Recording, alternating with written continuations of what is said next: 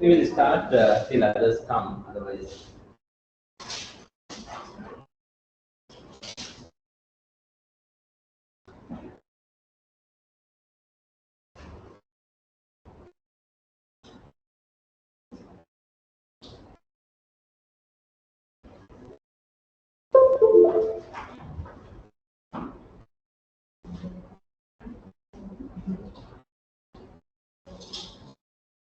हम शेयर करना, हम इसको शेयर करना.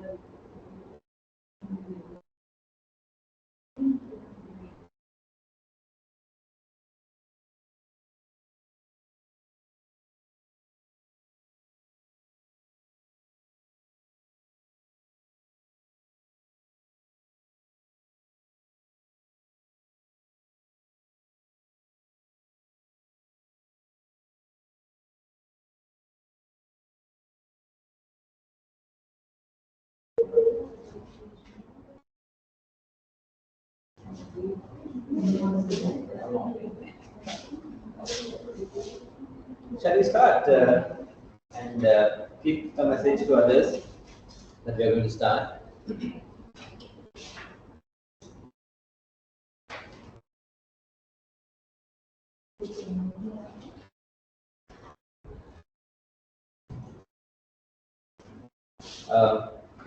Good morning to all of you. As I told you, this topic we managed to cover all the important basic theory part, layout planning. So we discussed about what layout planning, the importance of it. Then of course the basic layout types available. We just identified what are the 4 basic layout types. We didn't discuss their characteristics and other details, but just identify. Right? And in addition to that, there are other layouts which are used in some other industries, like in retail industry. Retail layouts are used in businesses or in operations like warehouses. Warehouse layouts are used, and then in offices, office layouts. In the same manner, as I told you, maybe in industries like banks, maybe banking layouts are used because their operations are more or less similar. So as in hospitals and all, hospital layouts. So each of them are having different characteristics. These 2 slides might help you getting a simple idea, right, that we need to discuss in detail, by the way. What are their characteristics? When designing such layouts, what are the main objectives? Right, likewise. Some examples are also given here. Now, as I can remember, I requested you all to go through the remaining part of the handout and then check whether you can understand it. Right? So, because we have limited time, we will expedite our discussion and identify their characteristics. And I think discussing the layout designing techniques will also be important, so that we'll quickly cover 1 or 2 such techniques as well. So, what are the main questions we have on this topic? Layout planning, facility layout planning, so far. or from the remaining content.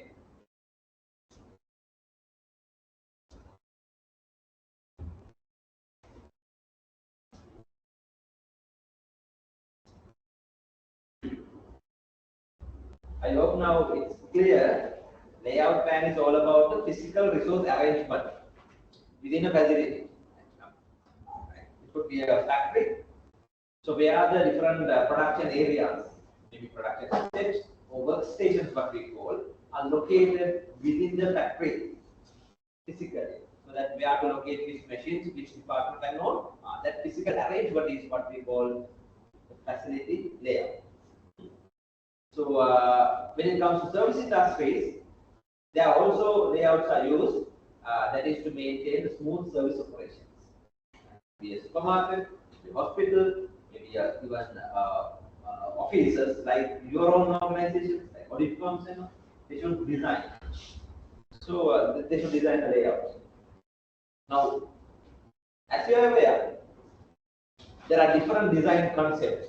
New technologies are used, new and creative design concepts are used, right? And at the same time, in our subject, like operations management, yes, those concerns are important.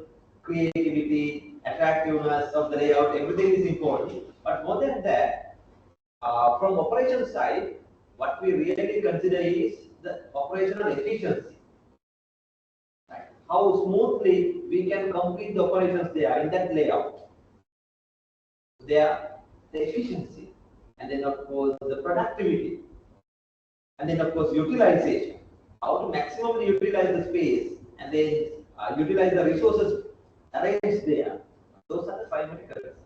Can you understand it? So in addition to that, of course, the creativity, attractiveness, all those aspects are also important.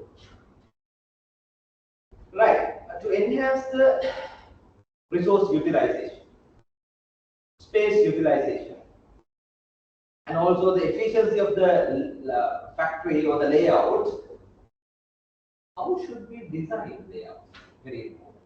And for that, we identified there are different types of layouts here, and different industries, they have to select appropriately for which type of processes, which type of layouts are used. That we discussed the other day. As you see here, this is a summary chart that shows technically for what type of manufacturing processes, what type of layouts are used. What type of service processes, what type of layouts are used. That is what we discussed the other day and other details also. Any quick questions on that?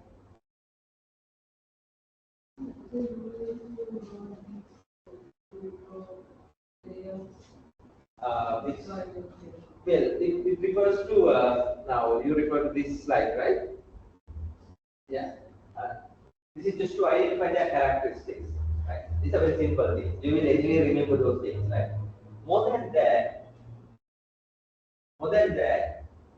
because we will quickly cover this area.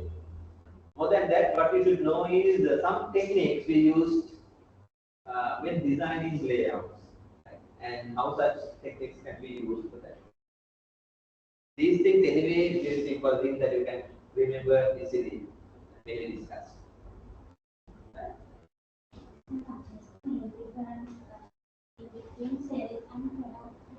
Okay, that's a very good question. What are the main differences between cellular layouts and the product layout? Right? We'll come there quickly after completing the functional layout, so that would be easier, right? Because although we identified within this discuss, that's a very valid question because often we get confused. Are they similar? We feel like cellular layouts and product layouts are more or less similar. Well, to some extent, yes, but there are some differences. To explain it, that's a very good question. I will understand. What else?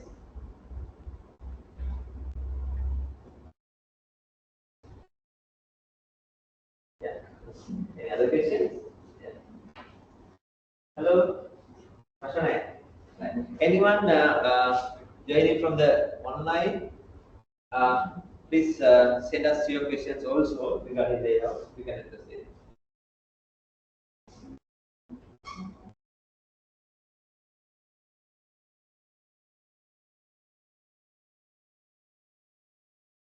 Right. Since we run short of time, let's quickly start the discussion. Right.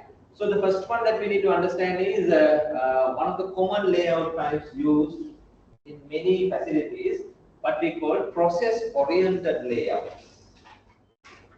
also known as functional layout. This is slide number 14. I'm not going to explain the details in the handout. Instead, we'll give you a little more details. Right? So, functional layouts, what we call, look like this. Right? So, as you can see here, now you see the this is the building premises here, and the spaces are allocated for different departments. And within a department, only the same type of equipment machines are grouped and located. So which is called functional layout. Resources are grouped by the function of the resource. Similar resources together, right? And allocated, established in one area, as you see here. Right? So the building is divided among departments like lathe department. Only the lathe machines are established. Similar resources grouped together. Hello, understanding? Milling department, only the milling machines. And drilling likewise. This is a different arrangement, and you can compare it with other arrangements later when we discuss. One of the main operational advantages here, when the layout is arranged like process-oriented layout, is that different products that may require different processing steps can be manufactured in this type of layout. Different products that may require different manufacturing steps can be produced easily when the layout is arranged like process-oriented layouts. Now assume this company, this is a machine shop actually, used for producing different machine components, right? So if they got an order for a product that requires these manufacturing steps, so they will arrange the production. The work in progress may go through different areas, the given route, and at the end they give the final product. So assume that they got another order, for that it requires a different process, like this, right? A different manufacturing process because the product is different, their features, characteristics are different. So they can still produce it using the same layout because resources are there. So it's a matter of deciding which path to go, which route to take. Understand it? So when process layouts are used, the organization will be able to produce a variety of products, different products.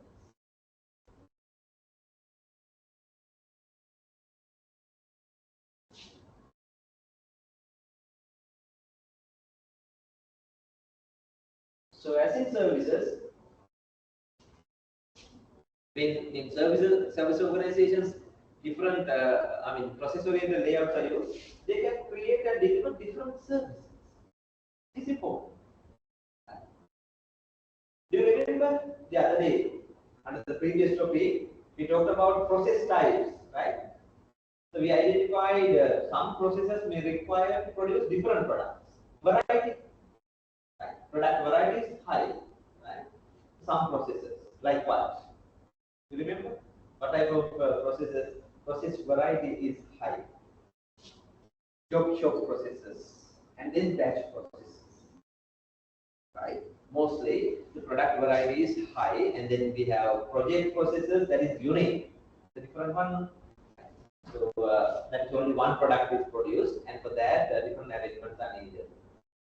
So in that aspect, process layouts are often used in workshop processing and batch processing. In fact, that is what you can see here.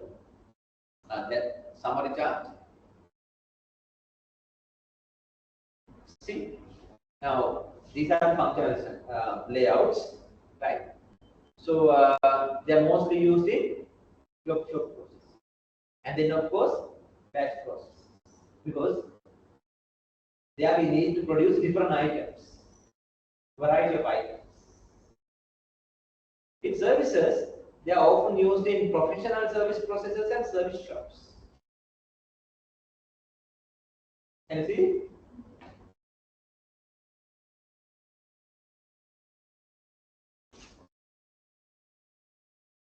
Now, most of you are coming from audit firms and service industries, right?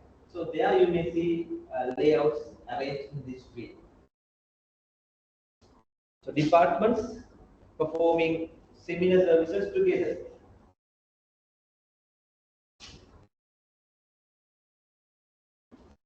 I'm talking about the operations departments, right?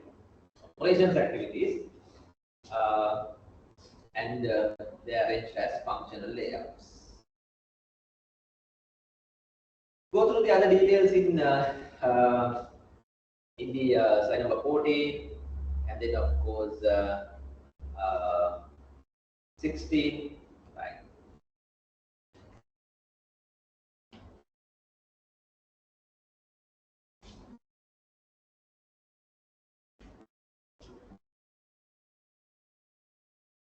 If we think of manufacturing industries,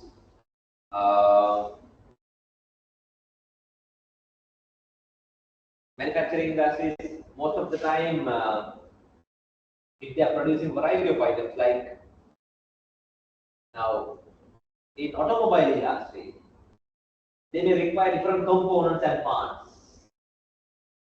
They are manufactured as small batches, so medium-sized batches, and for that a layout like this is important. So engine parts, engine components are assembled or manufactured separately in layouts like this, and then assembled in factories. And for that, different layouts are used. Kitchen area of a restaurant or a hotel, if you have been to the inside, right? So they are to produce or they are to prepare various different food items in an efficient manner. Do they produce only one item? No, different. So that the area, the kitchen area is allocated for different machines, tools, equipments, right? Like the washing area, preparation area, and the storing area, right? So likewise, and the equipments are placed likewise. So the chef and their staff can utilize those resources efficiently and keep producing different food items to the requirement. Variety of outputs can be created. And then, of course, hospitals are typical examples for organizations that require functional layouts. Can you understand it? From the entry to the registration area and the other sections, grouped. One, different patients may require different treatment processes. Right? One may go to the OPD section and get the treatment and leave the place, whereas some others may go into different clinics and some others into ICU or maybe other treatments. So still, they can provide whatever the healthcare services because the arrangement supports that. In most of the offices also you see the same, and supermarkets you see the same, and banks you see the same, isn't so? Divisions. So customer lobby area is one, and then the counter area, and then of course the loans, recoveries and all, and phone section, internal area that is for certain internal processes and all, and the safety, safe, what you call it? Safe. safe and safer. Okay.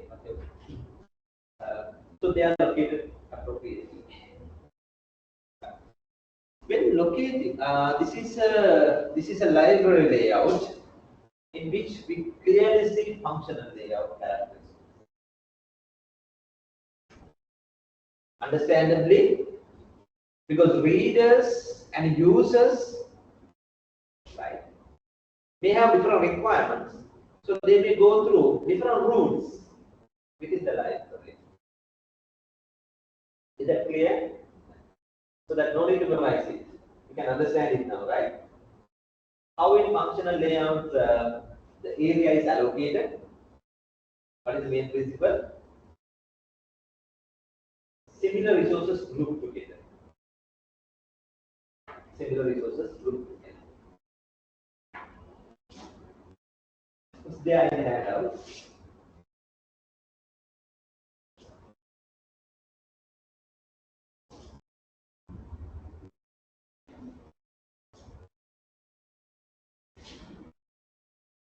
So the readers who may go to the lending section can directly go to the lending section, and all the books are available there.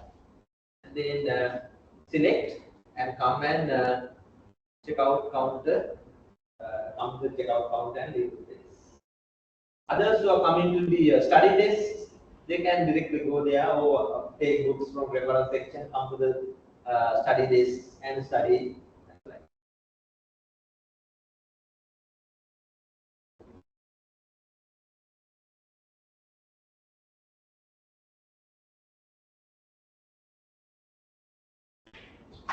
And how about others? Go inside. They're waiting outside. Coming. Hello, go.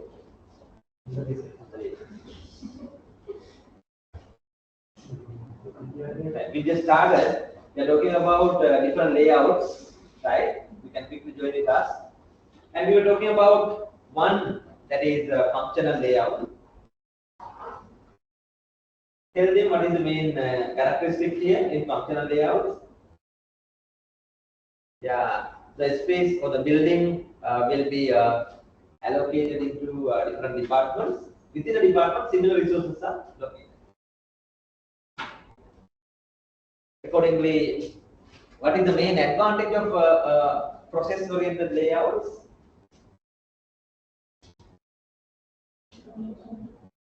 That is what we can produce different outputs, variety of outputs, because different processing steps, rules can be established. You can compare it with others, especially product-oriented layouts later, and see the difference. Now, since they expect this, we call it the flexibility, right? What is it? Flexibility, meaning they should be able to produce different products or different services, and for that, functional layouts are highly recommended. Right? So the main advantage is the flexibility here for the operations. When it comes to manufacturing factories and their facility their process layouts, one main challenge they have is now different orders are going through different routes. Can you understand? Order 1, it may go through a different route. Order 2, another route. Right? So often what happens is they have to carry this work in progress from one machine to another, one department to another.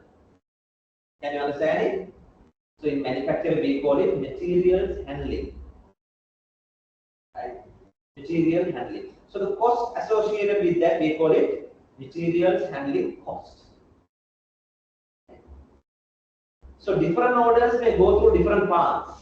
So often these paths are very complex, and then materials handling cost would be, can you understand it? Material handling cost would be high. Right? You may have seen sometimes manual material handling activities are the workers are carrying work in progress from one machine to another, one department to another, or sometimes they use forklifts and other machinery to handle the material within the factory. So one main challenge is that they should know. Now, as I told you earlier, one of the main objectives of operations is to complete the processes efficiently at low cost. Right? So one primary concern here is to locate these departments in a way that material handling cost can be minimized. That is one of the primary concerns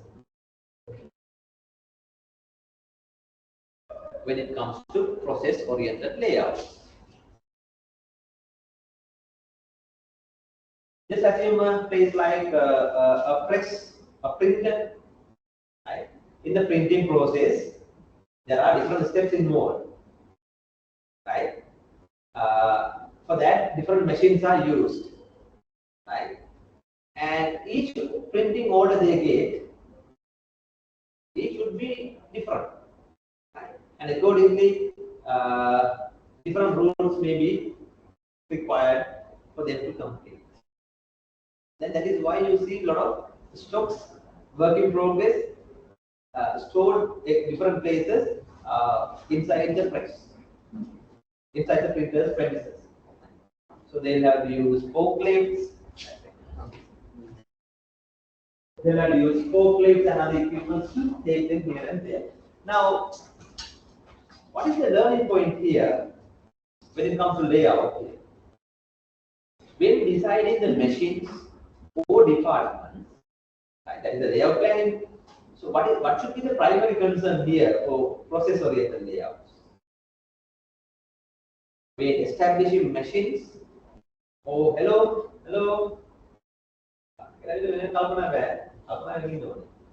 So when establishing machines or these departments at the design stage, we should carefully analyze how often they interact with other departments, how to locate each machine in a way that material handling cost can be minimized. So that is the criteria. So we will identify one or two techniques that helps us technically doing it correct.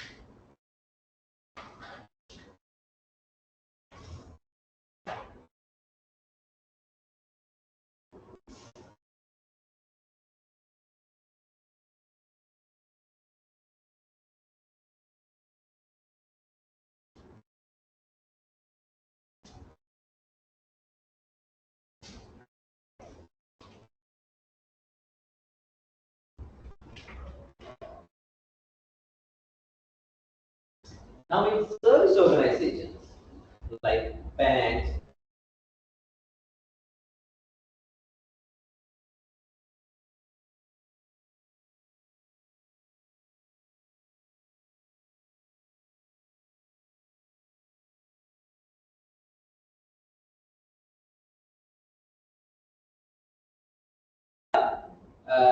now the space here should be utilized efficiently.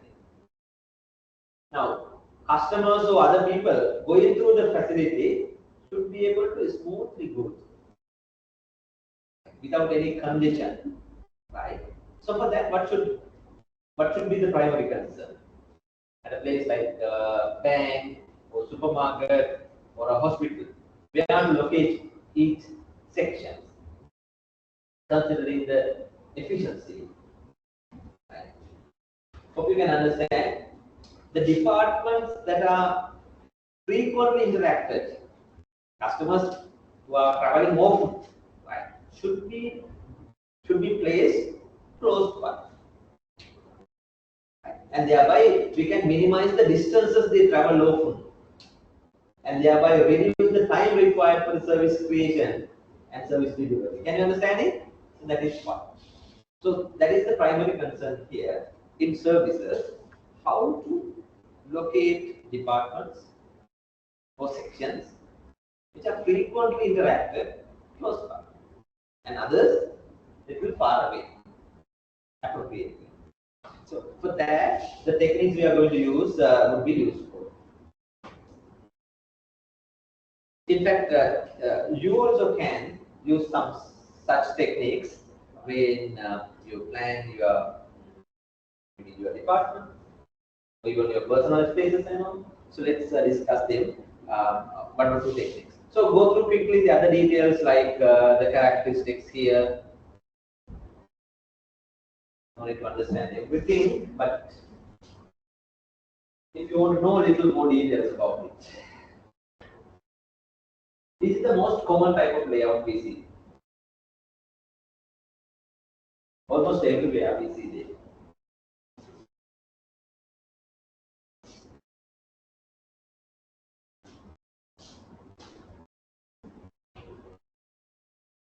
These are some common characteristics, especially in manufacturing, process-oriented layouts.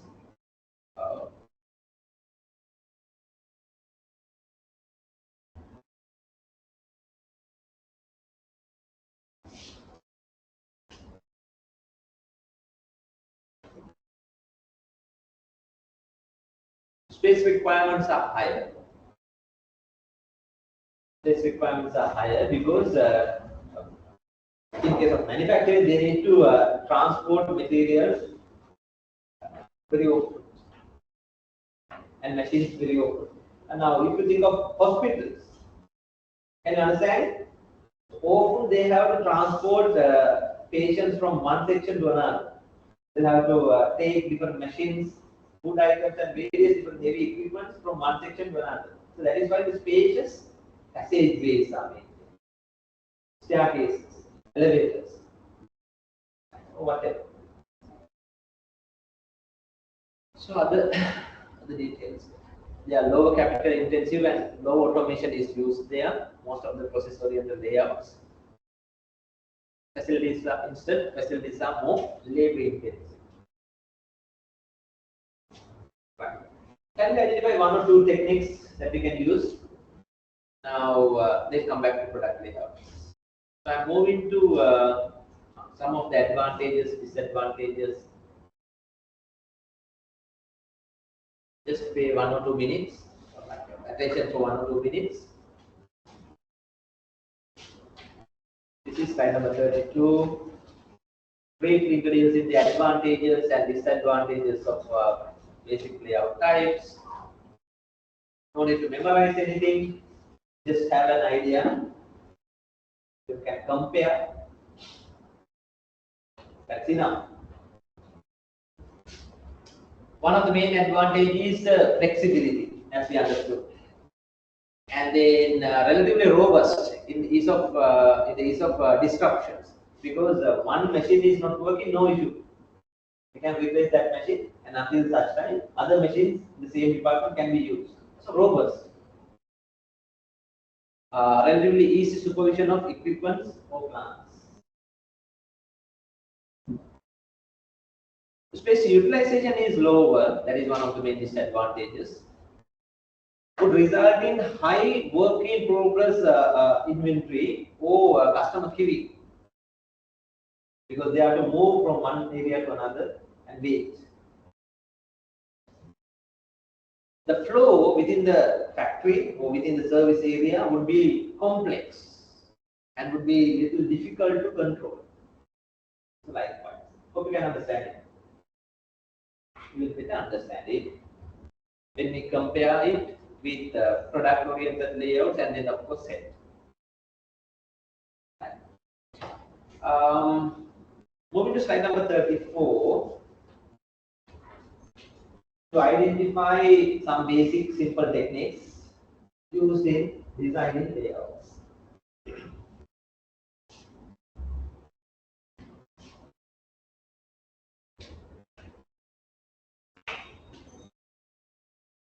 As we already identified, when designing process-oriented layouts or functional layouts, the main concern is to arrange the work centers or departments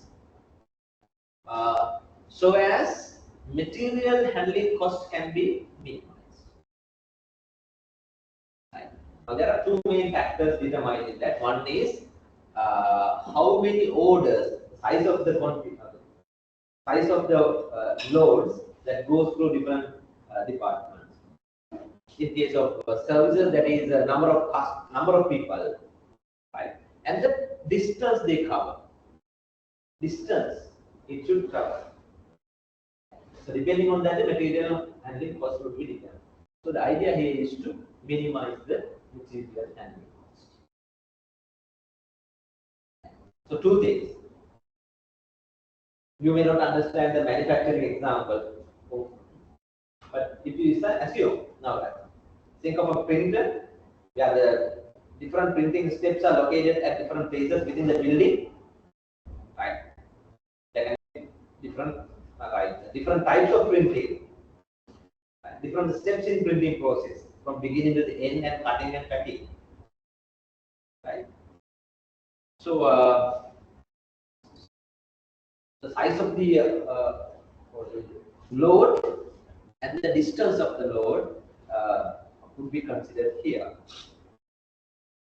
Now, accordingly, there are basically two techniques. One is called relationship diagramming, and the other one is called block diagram. Let's begin with the second one, what we call relationship diagramming.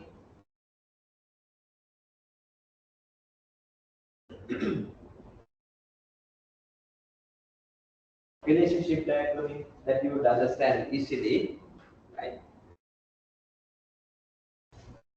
Now, in relationship diagramming, as you can see in the previous slide, go through that part, and where we can use relationship diagramming. It says here,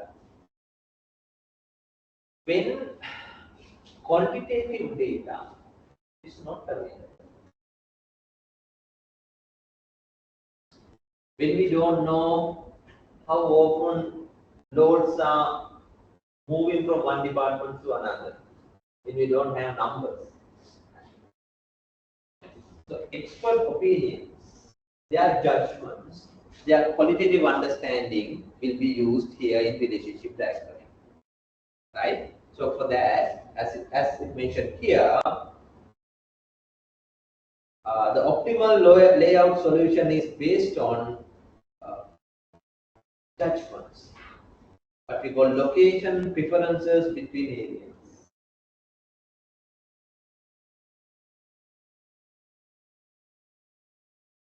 So the experts involved in the layout planning, based on their judgments, sometimes technical requirements, they decide where to place which machine, where to place which department.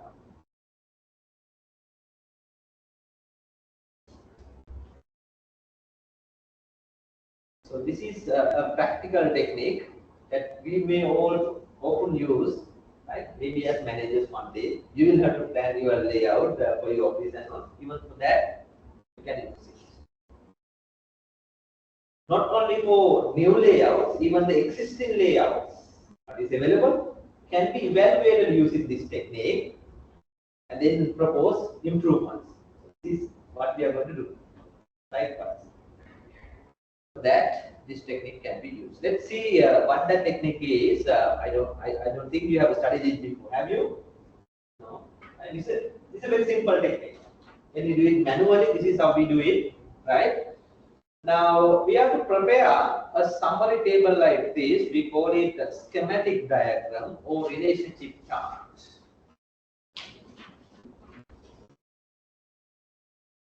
Schematic diagram or relationship chart, and for that we use a kind of coordinate technique, which is very simple, right? So the location preferences are identified using a coding system, very simple. Right. So what are the codes used here? Vowels A, E, I, O, U, and then X. Right. So those are the codes, location preferences. Right. A for absolutely necessary type relationships. Especially important. There's a difference, right? Absolutely necessary and especially important. and then important, keeping them okay, right? Ordinary okay, and then unimportant, right? And then X, we call it undesirable. If the two departments, two machines should not be located close by, we call it X, undesirable. Then this relationship chart, as I told you, developed in this way, that shows what are the different sections, what are the different departments or the areas that we need to locate within the building. Right? And this part of it is judgment. The expert opinions are summarized. See here. Who are to make those decisions? Design experts, layout experts, based on their technical knowledge, right, and their expertise. They recommend whether to keep them together or not. So, for example, now in here, one cage represents two departments. Now, for an example, see here, this O refers to what? That is the department. That is the relationship between accounting and marketing, and that they have assessed O. That means ordinary okay, not important, right? But keeping them is all right. How about this A? What is the relationship there? Accounting and operations. Can you understand it? Accounting and operations, according to their judgment, as we see here in this example, that is A type.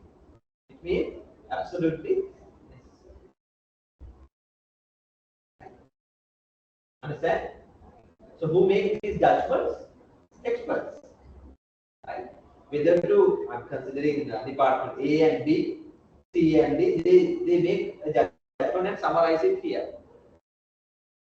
Okay? So in the same manner, if I ask you to think of your area, your office, let's say, and come up with the especially identify what are the different sections within the area, right? And prepare a summary paper like this. Will you be able to do that? I'm not going to ask, but can you do that within the building? What are the different sections in your office? What are the main sections you see? There will be a office staff working area, right? Working tables are okay. And what else? Managing cubicle is there, is that? Okay. And then resources like printing machines, that is there. And then of course maybe attached washrooms also, they will be there. Right? And then of a dining area, maybe for the staff there, the dining area. And then stationaries and other things are stored at certain other areas. Can you understand it? So likewise, different sections of the existing layout you can, in fact, you can draw, right, and identify how it happens. So let's say that you have a kind of a building in this shape, and here this is how the spaces are allocated. Right? So I'm not going to name them, but this is how, right? So then you prepare a summary table like this and identify thinking about the operation, nothing else. From operation side, we decided, right? I told you from efficiency side, higher utilization of space, right? And low operating costs. Those are the concerns. We decide the type of relationships between departments, and using these codes, we can summarize it. Can we?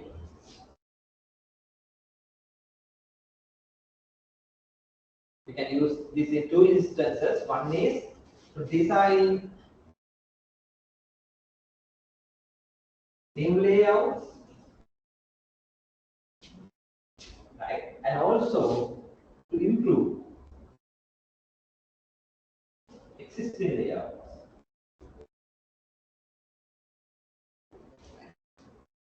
design layouts, we can use it, and also to improve the existing layouts, we can use it.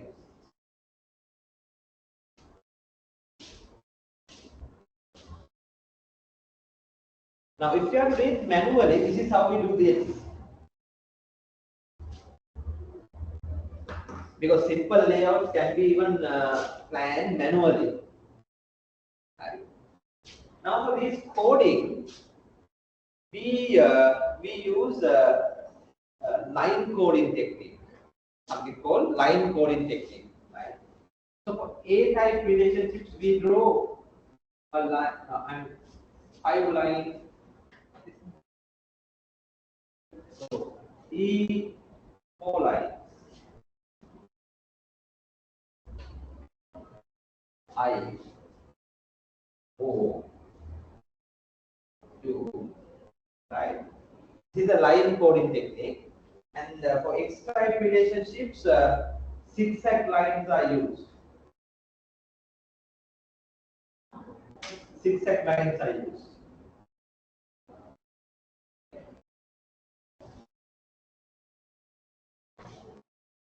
If you are doing it manually. Now, existing layout is there, and then you summarize the required relationships here in the relationship diagram, relationship chart, right? The judgments, and then based on that we draw. We check what type of relationships are there in the existing layouts, and then we can evaluate it. We can make a judgment now whether the layout is good or should be improved. If so, how we can improve it likewise. Right. Does that make sense? Right. Now I'm not going to draw and show you, but hope you can understand. Now the focus should be here. The objective is here. Now what we need to do in the layout to make it more efficient, there should be departments that are having A-type relationships close by. Isn't so? So 5 line, the length of 5 lines should be short as much as possible. Can you understand? A-type relationships, departments having A-type relationships should be closely located. Now let's say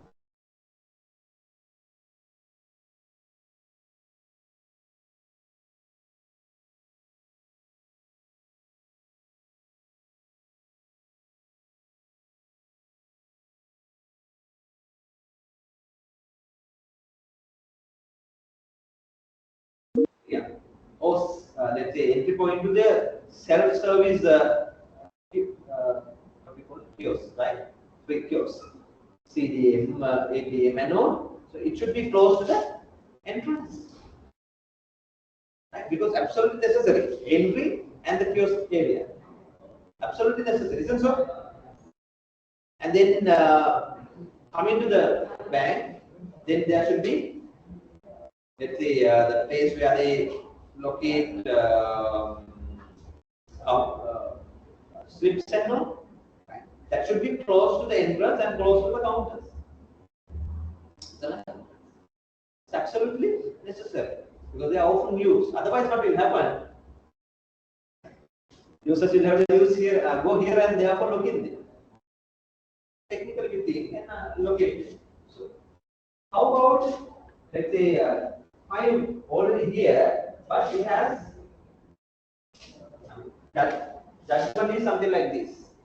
They should be located closer. So, everyone coming here will have to go through this department, go here, right, and coming here.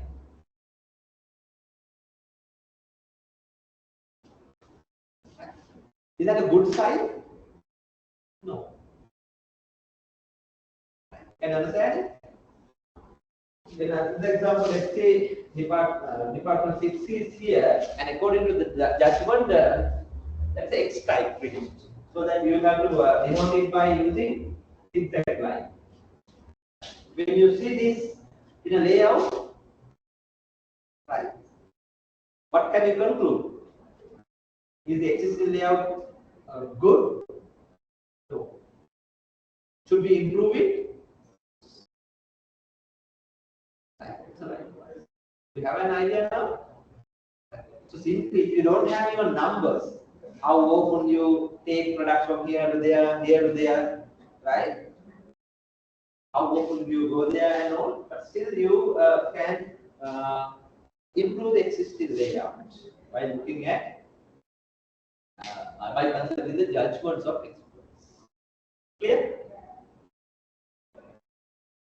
I hope you understand it. Give it a try at least.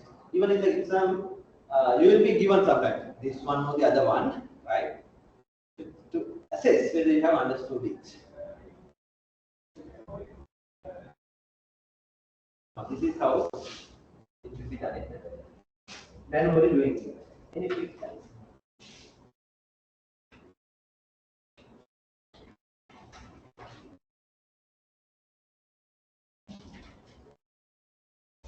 You all are accountants, so that you all are not going to design layouts, but having when you understand it, there can be some implication and use it. Any manager should have a simple idea. Now also you know, but without having this technical, systematic way to do it, it will be difficult to handle it. Now, do you still think even today these manual techniques are used? Not really. There are a lot of software solutions, design software solutions available for managers to utilize. Where in the design software, they can prepare the existing layout. When you feed data or the judgments like this, it will automatically generate different outputs. What is the existing layout and how good that is? How things can be improved? What are the alternative layouts? Right? All these suggestions will be generated through the same design software. So that is how we use technology for that. So there are computer software solutions because these manual techniques may only work for small problems, simple problems, but for complicated problems, computer programs, software solutions are used. And there they use flow charts and then different levels, not within one flow, but other flows. Multi-story capability, and considering storage and the container placement, materials volume, and then of course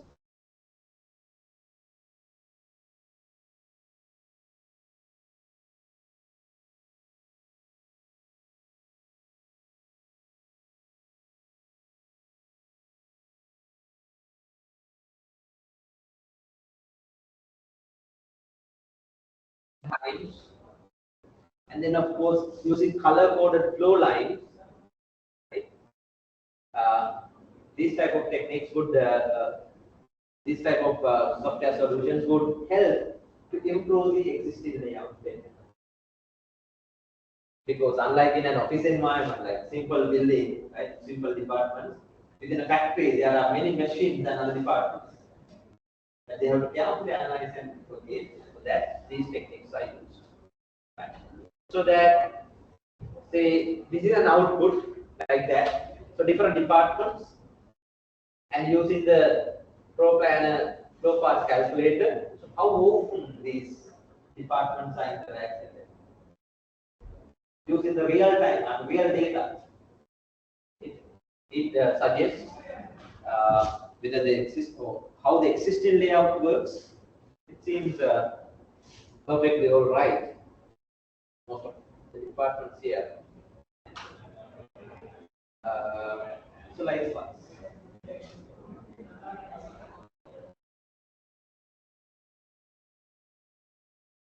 However, especially in factories like layouts like factories,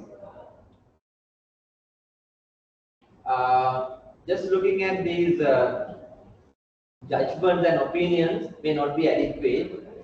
They will have to consider actual data, quantitative data, and design layouts accordingly, or improve designs accordingly. And for that, this technique, what we call block diagramming, is used. Block diagramming is used. Thinking whether this should be. Anyway, I will quickly discuss it without taking that example in detail. So, what is the difference here compared to relationship diagramming technique? Quantitative data about number of loads and how far they go, the distance of loads, and accordingly the cost of material handling.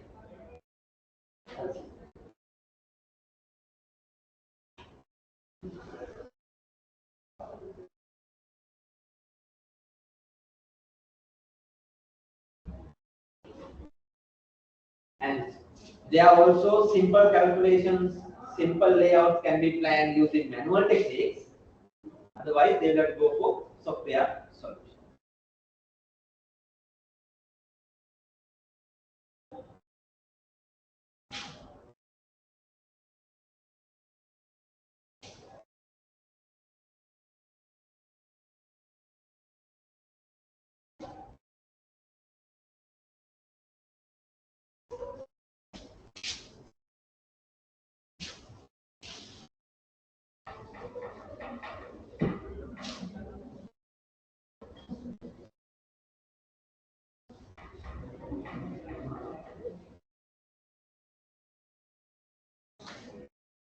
Can be used in hospitals, audit firms, because in an audit, within a let's say head office also, there are different departments located within the same building, right? What are the main departments you see in an audit firm? Entrance is there, and then what are the other departments? Reception and the reception lobby area. That should be designed not for individual customers, but maybe your clients, right? Another common that's reception area, right? And then what are the other operational departments required for audit firms? Okay, internal logistics and external. That is a kind of demarcation, right? Now, I don't know much about it. I have been an audit firm. So now let's say external audit teams, right? So you mean to say within an audit firm, right? Okay. So external audit unit. What are the departments coming under that unit? Do they have only one, or there are different departments, right? Like what? Hello? What was it? No? What about next? Tax department, okay. Huh? Advisory. Advisory department. What do they do? Consulting. Consulting. Okay. Okay. Tax department, advisory department, and what else? What are the other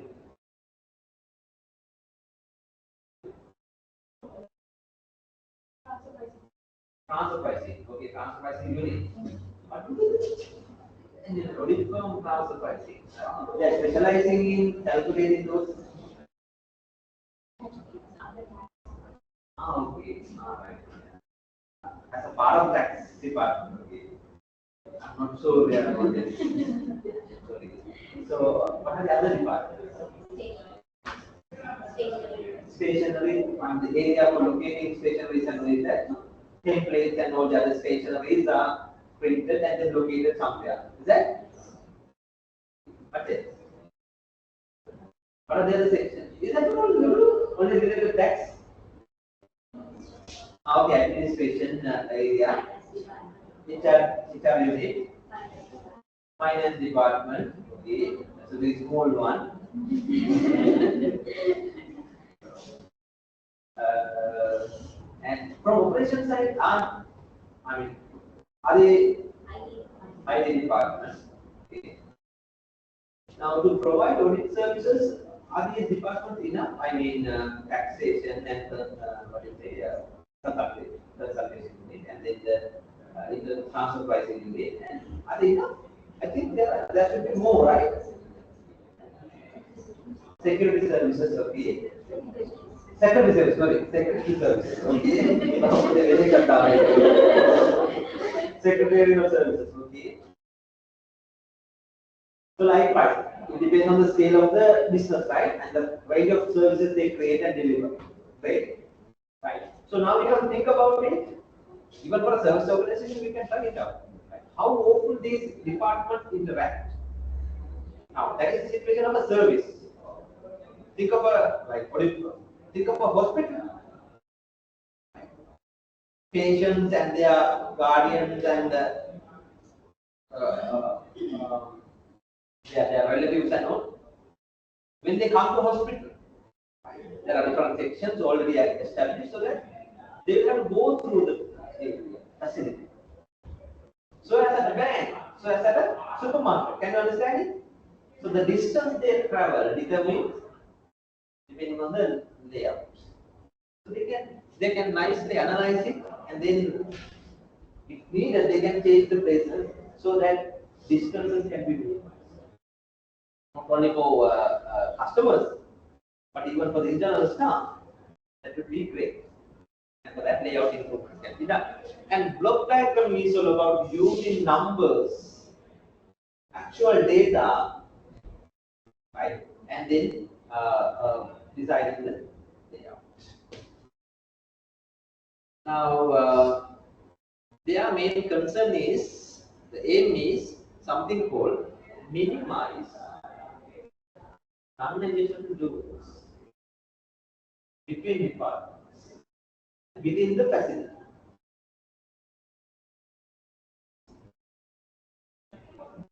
So the departments,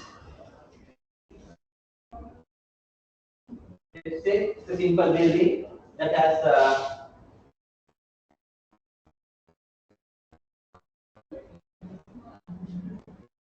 the building looks like this. There are 6 departments. We numbered them 1, 2, 3, 4, 5, 6, and this is the existing layout. 1 here, 2 there, 3 here, likewise.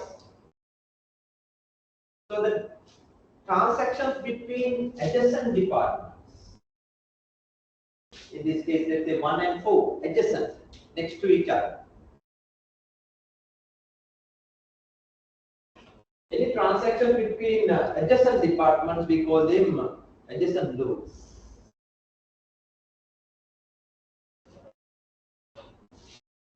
There can be different rules. Sometimes we call it only horizontal movements are possible.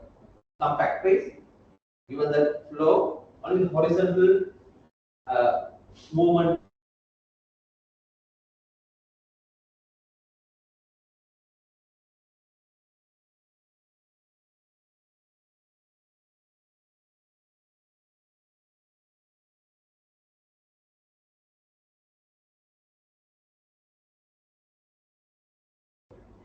If they permit all horizontal, vertical, and then diagonal movements also, departments that are located close by, we call them adjacent departments.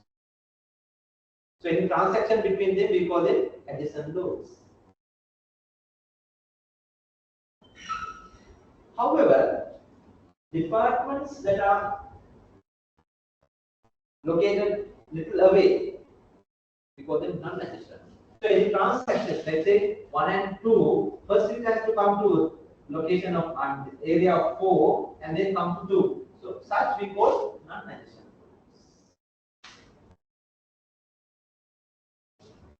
So here is to minimize such non-adjacent loads by placing departments in a appropriate manner.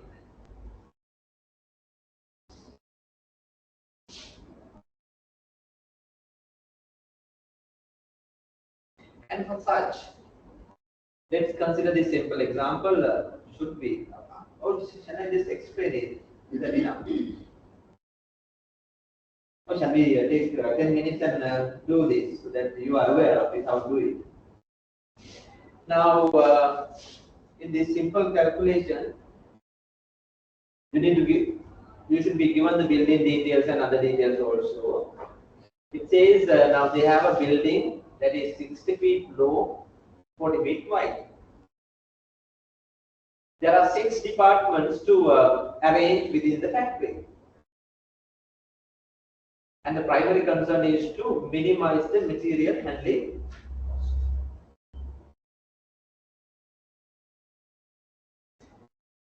cost. Here given an information, each department, each of them, department is 20 by 20 feet, that means space requirement given, that is equal. Cost information is also given in addition to load information. So the calculations would be a little complicated here because we have to consider transportation cost. So material handling cost is $1 per load between additional departments. An additional $1 will go through the other department. Like this. Now, a load summary chart is given. What is it? Load summary chart. That summarizes number of loads.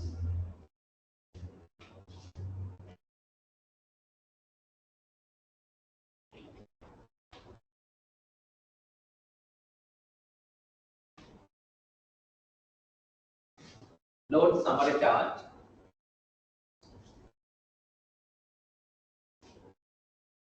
In fact, we call this a two-way summary because otherwise figures should also be here, right?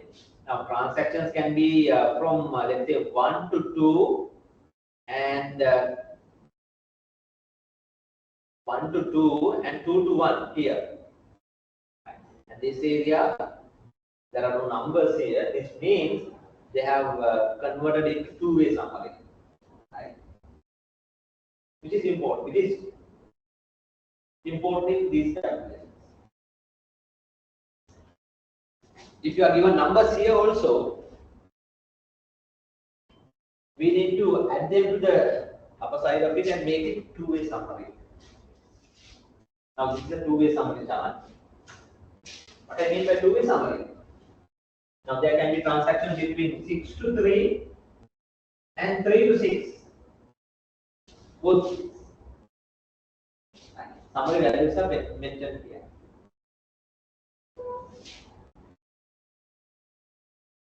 So we need such summary chart to begin with. Any complicated calculations we can't handle manually, but simple calculations we can handle manually. Assume that you are to propose a layout plan. Given the building size is this and this, building size is 60 by 40.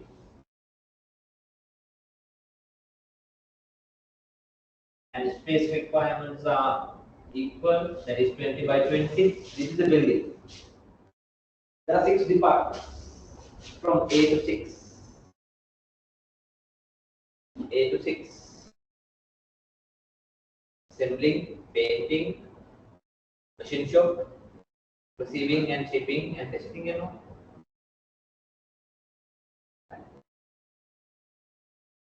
Now, if you are to handle it manually, these are the steps. First of all, we have to prepare the from to matrix, so that summary chart that is already given. The next, we have to determine the space requirements, the building size, and the requirements of each department.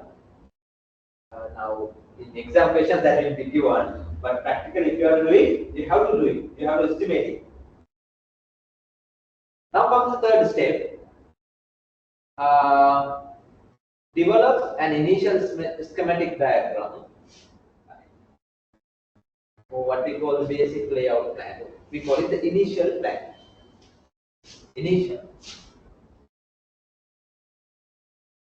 Initial solution.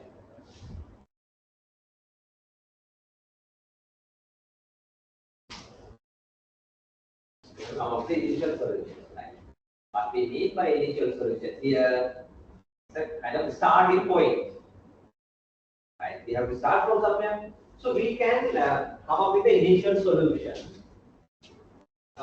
initial layout. So often, without thinking much, we can randomly locate these 6 departments, right? And that we call the initial solution. To begin with, say now I randomly place 1 here, 2, 3, 4, 5, 6. So that is my initial solution that I am going to begin with. Right. So let's see their answer. Yes, 1, 2, 3, 4, 5, 6. That is the initial layout. There. A here, 1 here, 2 there, right comes. Clear? Simply, this is the starting point. Randomly, we decide the location of each department.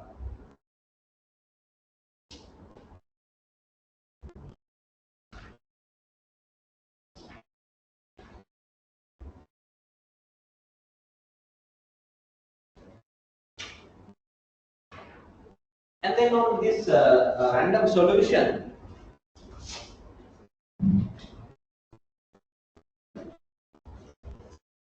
we should show what are the summary transactions as we are given here. We should show these summary values on the initial solution and see how it looks like. So from where these values are taken? Hello? From where these values are taken? From the summary task. For example, between 1 and 2 and 2 and 1, 50. So in our initial solution, 1 and 2 located close by, so 50. In the same manner, 1 and 3 and 3 and 1, 100.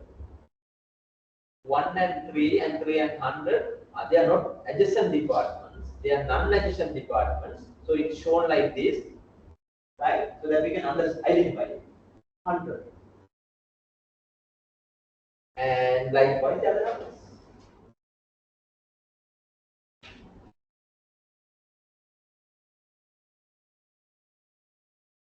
These are easier than your accounting calculations, cost calculations. Yeah. Initially, I mean, you're asking about the summary charts, right? Or number of loads between departments, and for that we have to look for the actual transactions in the factory. Let's say, right? There are different departments, so how often, how many transactions between these departments? That is why we identified earlier. We need to have numbers to use this technique. Without numbers, we can't. But in this, in exam, if there is a calculation like this, these numbers will be given. If you are using block diagram technique. I don't worry much about it, but just be aware how these calculations are done. So that will give you an idea, right? So you can think of some other solutions also when you have this idea. So I hope that is clear. When the numbers are given, you have to prepare it in the summary chart, and then for the initial solution you develop, you plot them, you show them on the initial solution. Right, all the numbers are shown there. Now we take. First of all, we can identify non-adjacent loads, if any, and then of course we have to calculate the material handling cost as well. Here because cost details are given. Now, are there non-adjacent loads here in the initial solution?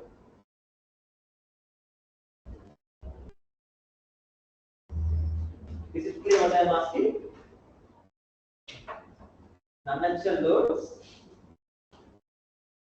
Of course, yes. Now here, see transactions between 1 and 3, that is located away. So 100 considered as non-additional. Is that only? No, 1 and 6. So it has to come either here and then come back here, or from here to 5 and come back to 6. So for the initial, even this one. So for the initial solution, 100 plus 20 plus 20. A total of 140 non-natural nodes. According to the initial layout.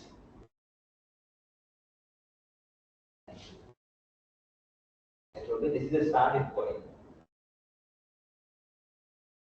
Then we should plan. Yeah. Numbers are number of loads.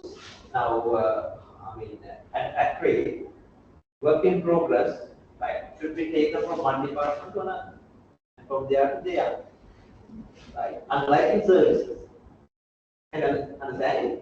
So, how often these departments are interacted?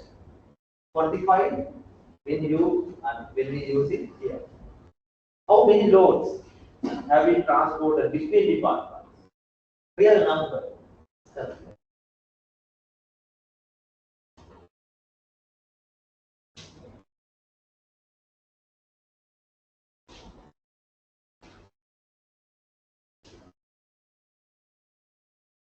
In case of places like hospitals or supermarkets, number of customer visits. Customers who came to, let's say, grocery section, and then from grocery section to, let's say, fresh meats or fish area. Between these two, if you consider about the customers. If it's a bank, customers come into the counter area, and then counter to, let's say, the place where they locate slips and all, and the counter. How often these two are interacted? Real number is taken, actual number, and used. So this is the sample for the initial plan. Yeah, there we see convention loads. So the simple idea is that this should be improved. Right. So that is the next step. Improve the. In fact, we have to calculate the cost also. Right. I will just show you. I will skip that step to make it simple. And then also we need to try improving the layout and prepare a detailed layout accordingly. Right. So try to improve. What we mean by improvement here? It's simply in the next improvement.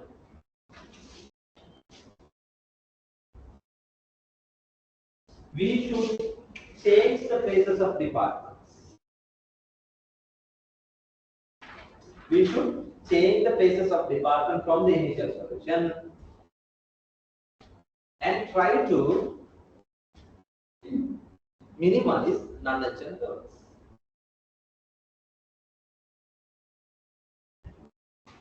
Try to minimize non-adjacent terms.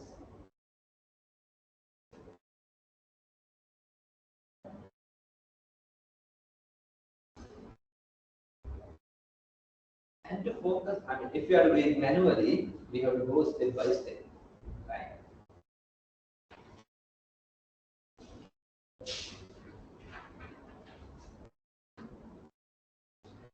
Here they have calculated the cost also, right? Based on the information given. Between 1 and 2, 50 loads, and per transaction, what is the cost? $1 between adjacent departments, so that 15 to $1, $50. Right, $50 between 1 and 2. However, between 1 and 3, right? Now, for one additional dollar will go to other departments. So 1 and 3 in our initial solution located in this way, so that from 1 to 2, $1, 2 to 3, another dollar. So that per transaction, $2. So that 2 into 100, right? $200 between 1 and 3 in the initial solution. So likewise the other numbers and get the total cost of the initial solution. Total cost of the layout for the initial solution. Now in the next improvement, what we try to do is reduce it by making locational improvements. What we mean by improvement here? Change in the places. Now there should be a way to change, right? So how to logically think? Now first of all, we need to identify, are there any non-additional rules? Here we noticed there are 3. If you are doing manually, we need to improve one change at a time. So we need to first address the non-additional loads and the highest of that, first of all. Okay, very big. So what is the highest? That is 100. That we need to address. Right. So in the next improvement, so what we should do then? We should locate 1 and 3 close by. Does that make sense? Very simple. Right. Because that is one main reason for this higher material handling cost. Right? If we can make it 100, of course we can reduce by 100. Right? So for that, we need to make an improvement here. Keep 1 and 3 close by. That is the next improvement. And likewise, you have to do number of steps, 1 at a time. Right? If you are doing manually. Okay? So how many steps? We don't know, right? But that is how. But we can reduce number of steps. If we can process more information together, we can reduce number of steps. Likewise, I mean, let's say now, when we make this improvement, what are the other information we should process? What are the concerns we should consider? Well, yeah, I mean, the ultimate purpose is to reduce total material handling costs. So we try to now locate 1 and 3 close by. And while doing so, what we should not do?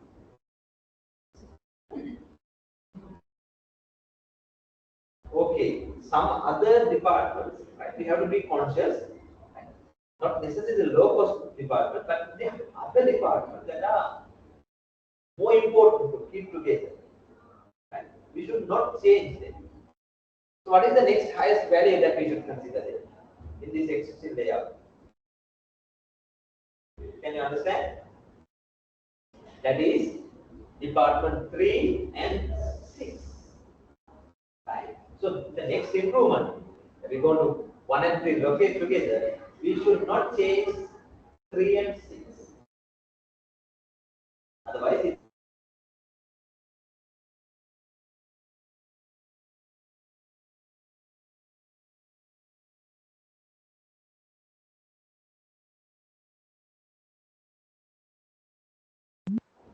right. Let me suggest you, can you change the places here to now, there are 2 concerns. One is to bring 1 and 3 close by and not to detach 3 and 6.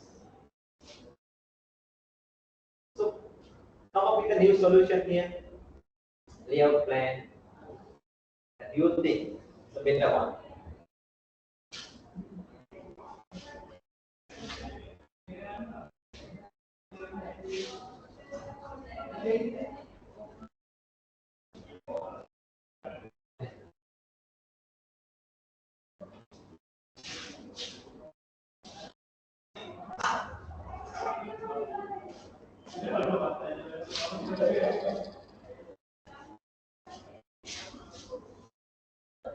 Give it a try.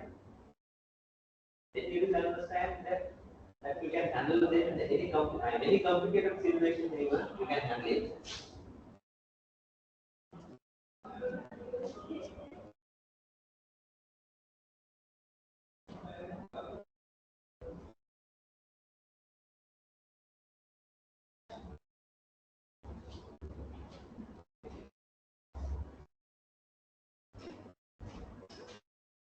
I want to bring 1 close to 3.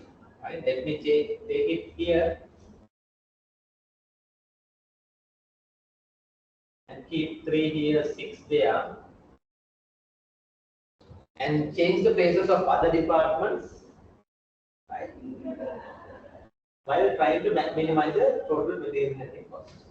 Now, other departments, 5.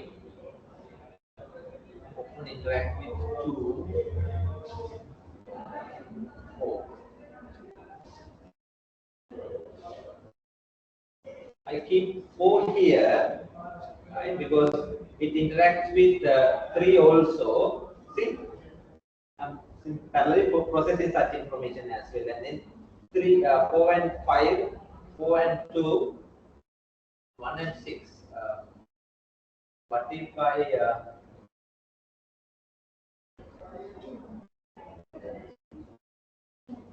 5?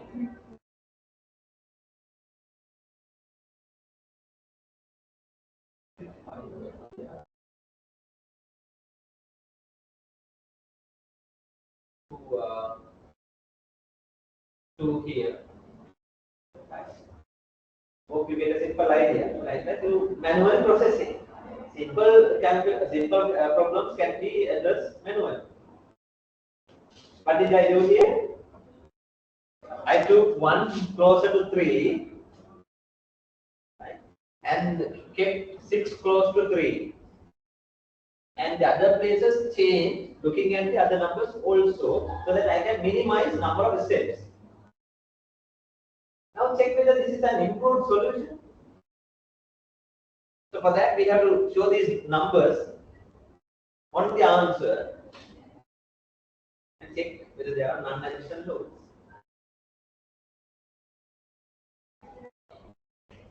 Between 1 and 3,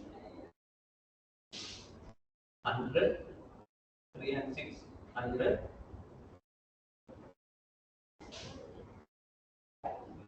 4 and 3, 20.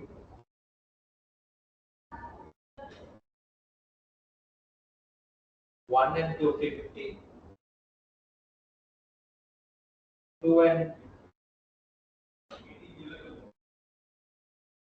now 2 and 3, 30.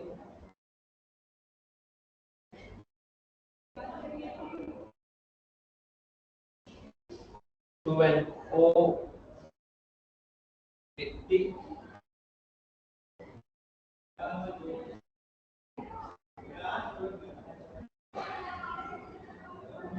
1 and 6, 20. So likewise. Now the total non-essential loads reduced to 30 here. Reduced to 30 here. Earlier that was 140. Right. Am I correct? But you may have come up with different answers. Perfectly all right. You are more rational than me. Right. More objectively, you are accountants, management accountants, finance guys. So have you come up with a solution that this has zero transaction, zero non-essential loads? Have you? Have you done? Name it. Yeah. Did you get the point? Clear?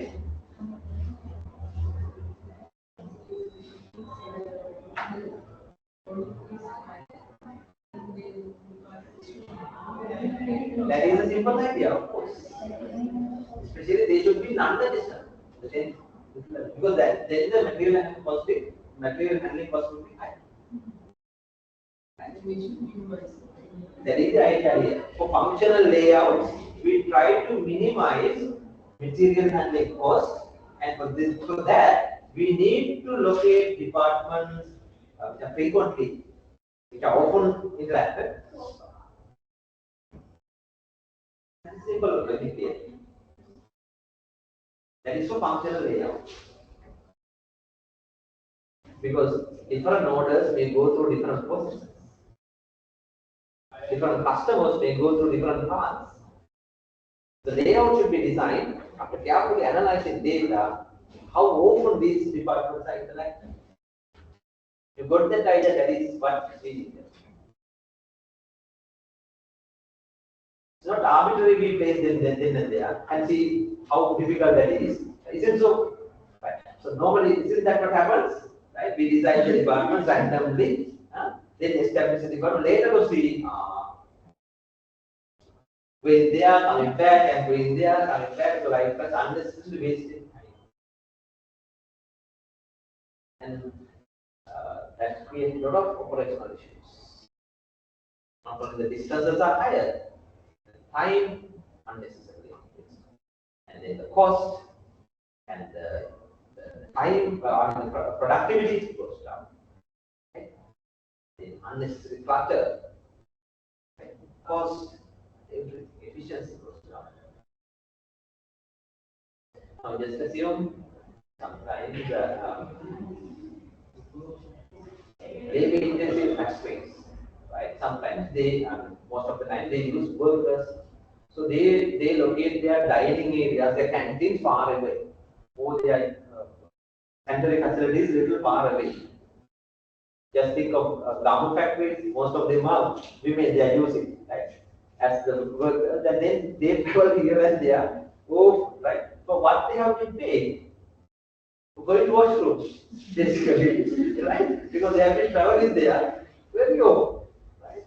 Factories, you calculate the time taken for that, and those are essential, and those are unavoidable, right? So that, yeah, we should plan the layout in such a way that we can minimize unnecessary travel within the layout. So not only the main operations, even such factors. When it comes to employees, how often they go between departments, go between different sections. Right? If you got that idea, that's perfect, and that is what we needed. So we have to design the layout, having that in our mind. Now, this is an improvement, but is this a perfect answer? Now, still we see 30 here, but you may have come up with a better answer. We should try to make non-tension load 0 if possible, and make the layout more appropriate. Clear? And for that, when we have numbers, we use a technique called block diagramming.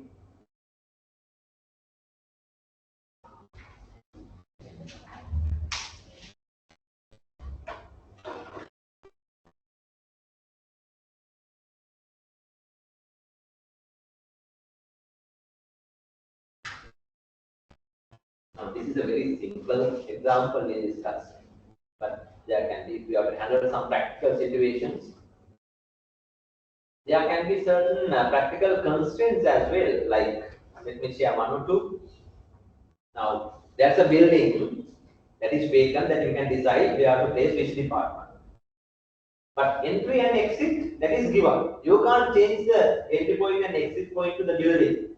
So given that constraint, how to locate, say now close to, and this is the entrance. Assume. So close to the entrance, there should be this department 6 anyway that you can't change. Let's say, make it simple. I will make it 1 more than 6, right? So that's this department that should be located close to the entrance that you can change. So you have to consider that requirement while considering other requirements. You can't change the location of A here and shuffle the other departments. Or in addition to that, there can be things like 3 and 4, right, are technically connected. Although they are two departments, they are technically connected so that you have to keep 3 and 4 anyway together. Right. So when planning the locations, you will have to address those.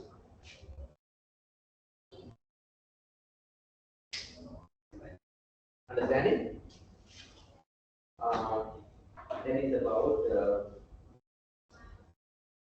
process-oriented layout. Heavily used in both manufacturing as well as service organizations, including your organizations, including banks, supermarkets, hospitals, and yeah. So that is why I took a little longer time to explain it. As accountants, as auditors, even that understanding would be useful to make some suggestions. As cost accountants, sometimes, right? Assessing the cost drivers and all. So you'll have to identify. Any big questions? Clear? We can take a break, I guess. Or shall we continue with the other technique and take a break? Some of you missed breakfast, right? Have you? Shall we take a quick break there? Right? 15 minutes? Okay, 30.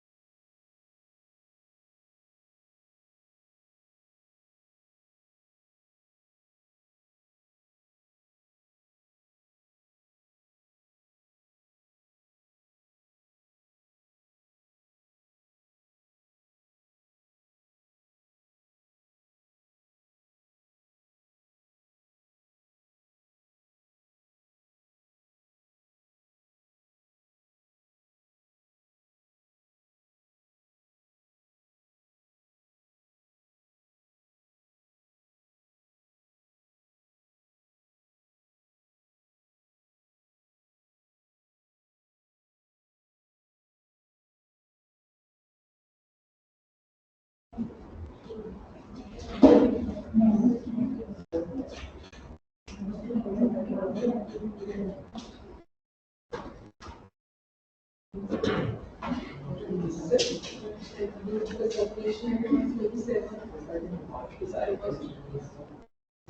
just probably you contacted me, right? No, someone else.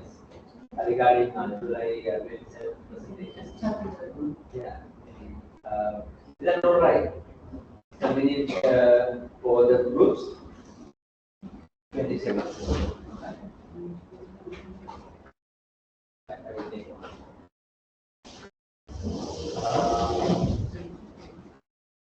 So about the presentation, then now you have already submitted your group reports. Just to support that, just to support the content you have already given, you have already submitted.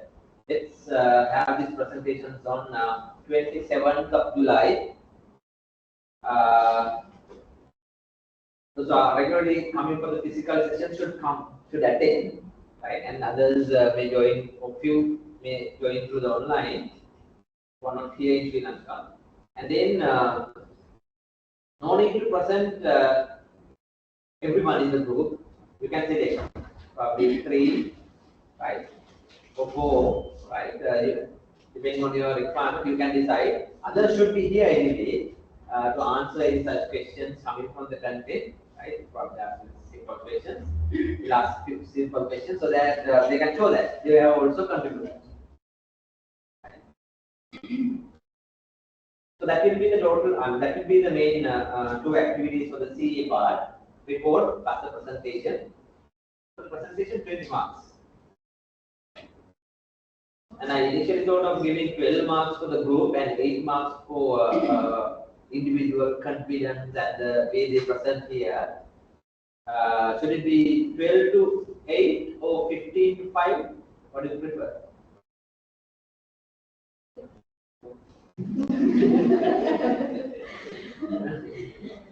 The 8 would be better, right? So that those who have, I mean, they have, I think that's good because 20 coming from the report anyway. So 12 to 8 that you will write. So make sure that you have to take a role in the group presentation here. Right? You can do a part of presentation or actively answer some questions, 1 or 2 simple questions, and then get that 8 marks. Maximum out of 8, and then maximum out of 12 as well as a group.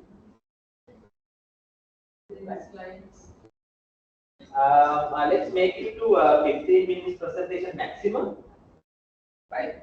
15 minutes, so that I think 3 slides would be enough. 3 or 4 slides would be enough because we are not going to spend time with the slides, but describe what you have learned, right? So very brief introduction to the organization, and then of course key service operations processes you have to observe there, right? And then of course certain improvements we have, certain developmental areas, process improvements that we have identified. So, give suggestions, right?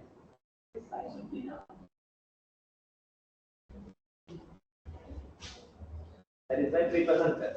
So maybe you can share one slide.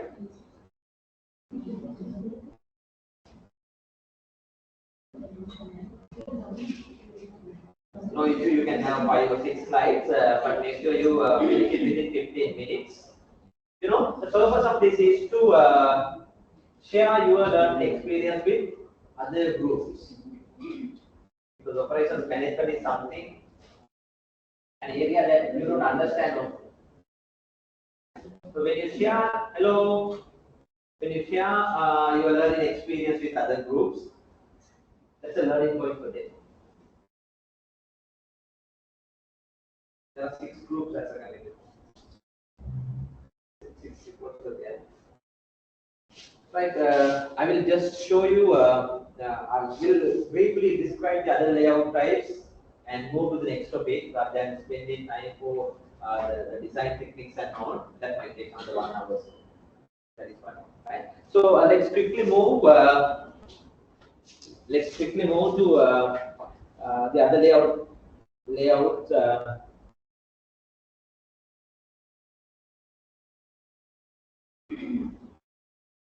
especially what we call this product oriented layouts. I will take around 15 to 20 minutes on this part, right, and answer your question also. Now, those who are not here will have to quickly catch up, right? So you will have to refer to the handout. Hello, right, and they write down additional points. The next most commonly used layout type in manufacturing industries, in industrial sectors, is what we call the product-oriented layouts. That is the name given. Right? This is called product-oriented layouts. Earlier one, process-oriented. This one, product-oriented. You know the main difference here. The layout is arranged according to the requirements of the manufacturing process. Layout is designed according to the manufacturing sequence, sequence of product. That is why it is called product oriented.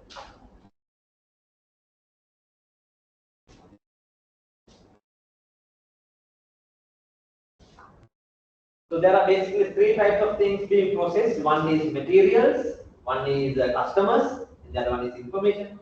So then in factories, basically when they process materials, layout is arranged according to the sequential steps of the production process.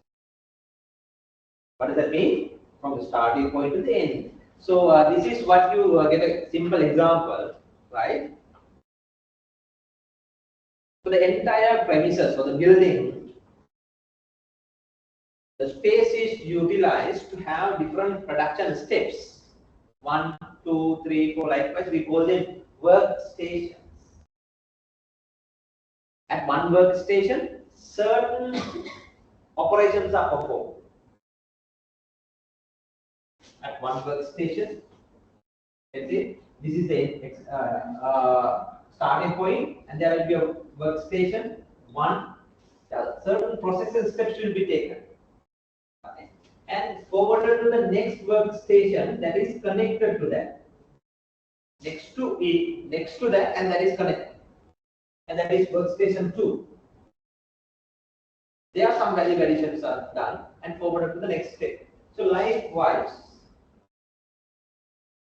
all the workstations are connected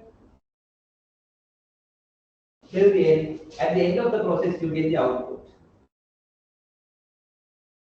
Can you understand it? Right.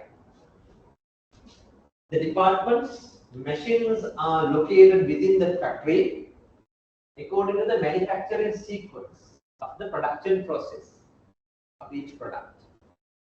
That arrangement is called product-oriented layout.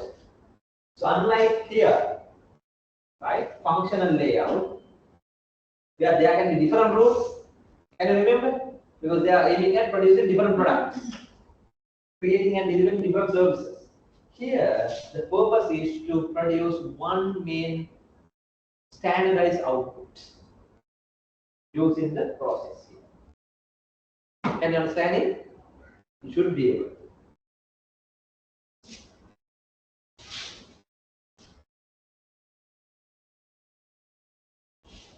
So that is the difference between process-oriented layout and product-oriented layout.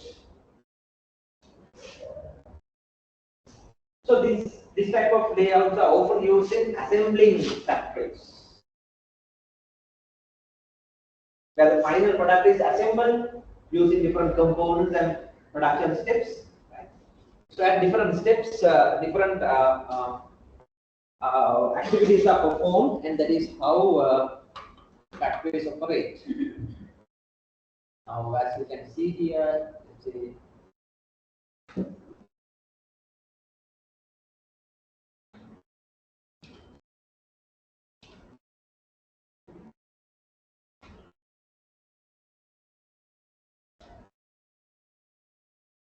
Let me check.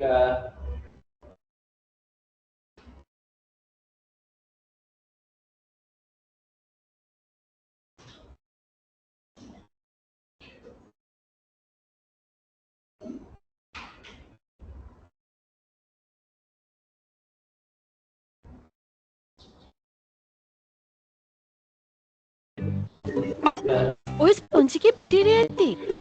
ඒකනේ මම aunty බැක්ටීරියල්ම පාවිච්චි කරන්නේ.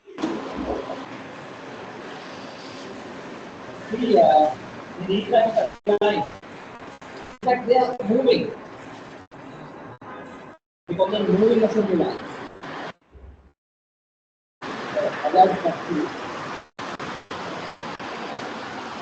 Initial production steps. These initial production steps are at different factories. So to manufacture different components. So once the components are ready, then the assembly factories arrange like a product-oriented layout from starting point to the end. Right? You may see. Auto Limited is a leading manufacturer of motorcycles and three-wheelers in India, with a strong presence in the global market. The company is headquartered in Pune, Maharashtra, and has several manufacturing facilities across the country.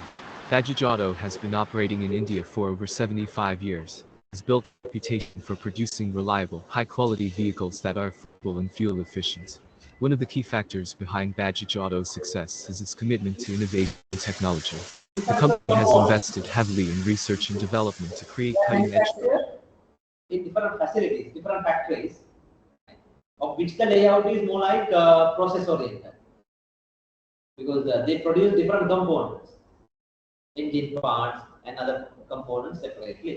Products that meet the needs of its customers. This Indian company has a diverse portfolio of motorcycles and three-wheelers that cater to different segments of the market. The company's popular brands include the Pulsar, Avenger, Definer, and Platina, among others. This company has several manufacturing facilities across India, including plants in Akurdi, Chakan, Aurangabad, and Pantnagar. These facilities are equipped with state-of-the-art technology and equipment, and employ thousands of people from different parts of the country. The company's factories are spread over millions of square feet of land, and are designed to optimize efficiency and productivity. The manufacturing process at Bajaj Auto's factories is highly streamlined and organized.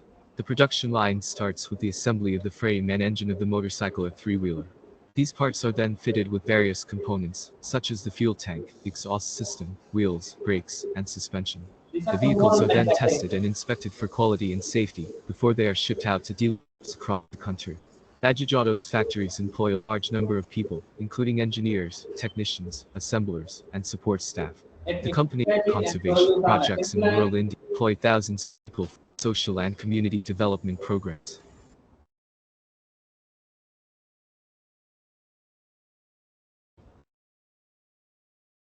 And so, the day of our visit was expected to produce 3,000 units. Usually called sub-assemblies, like components like engines and all. So the main components, we call them sub-assemblies. So even for such, they may have assembly lines. Combine different engine parts and complete the engine. That is one main component in the main product, that is motorbike. And employs close to 5,000 people across all facilities located on site and runs 2 shifts for all the Bajaj lines, 1 shift for the KTM production line.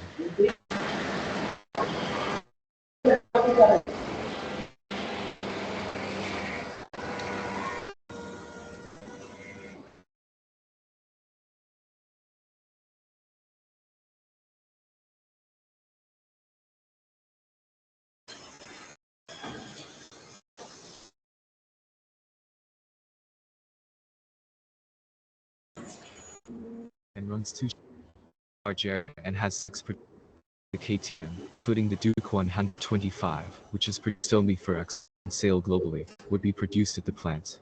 The plant is spread out over a large area and has 6 production lines, engine assembly line, paint shop, testing facility that includes a race track, on which we saw some secret prototypes doing high-speed runs. It has the capacity to produce 4,000 units a day, but works on a demand basis, and so on the day of our visit was expected to produce 3,000 units. It employs close to 5,000 people across all facilities located on site and runs 2 shifts a day for all the Bajaj lines, and 1 shift for the KTM production line.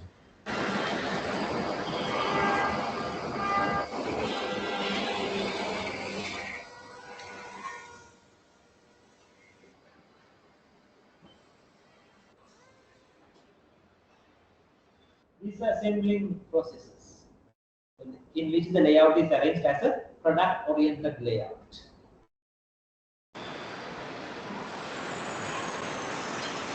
Then comes the final product. The shock several manufacturing facilities across the country. One of the key factors behind the shock ladling success is its commitment to innovation and technology. The company has invested in a process to the shock ladling engineers. So you can see, and at the same time, look at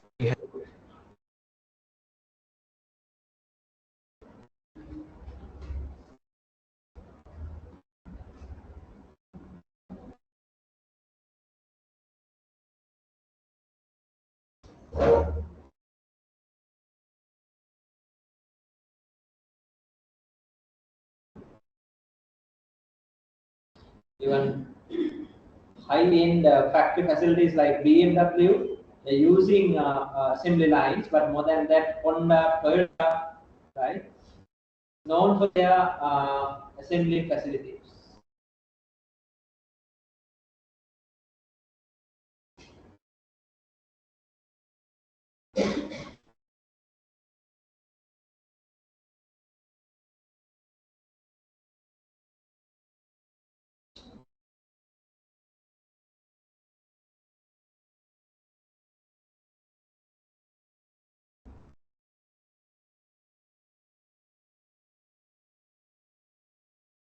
There are many videos that you can see here, right, featuring production processes.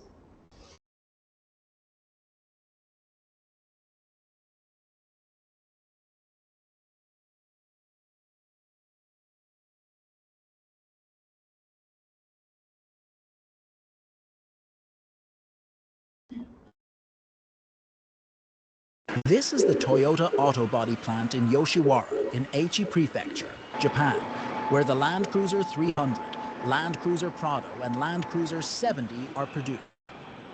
Pressing process. In the press shop. So all the details are there. I will just show you the assembly part, right? Skipping all these product component manufacturing steps. You can have a look on these videos at a convenient time. Reused by steel companies. So these are different components. More steel plates. Applying. And then comes to the main body part. Let us introduce a few key points. Chupa Chups, gum-filled lollipops, bubble fun double. Assembling the car body.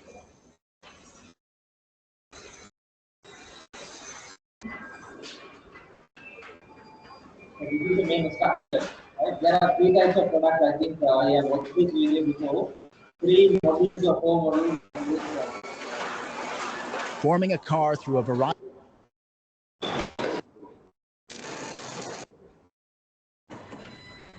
Then when it comes to this product that is so the product Laser welding. This welding method is for high-speed, high-precision joining.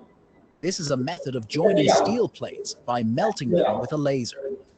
It has excellent joint strength and is used to join steel plates of different thicknesses and materials.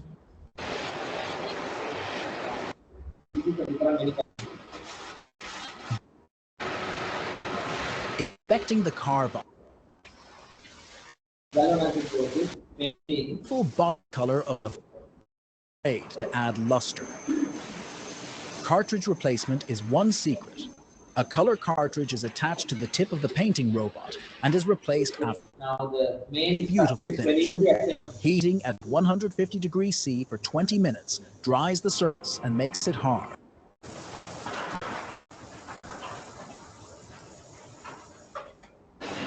Now we come to the main assembly plant.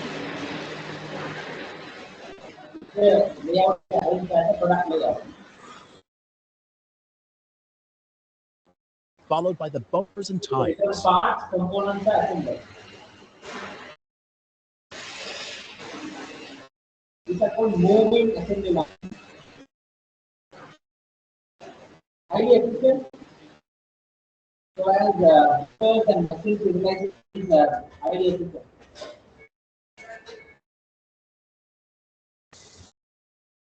We are moving at a controlled rate, given speed, and each workstation only limited number of tasks are performed. Division of labor, then specialization. Next, the frame goes to the conveyor where the wetting with the body takes place.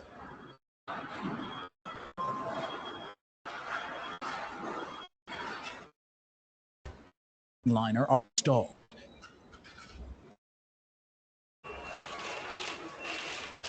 The windshield and rear glass, along with seats, are installed.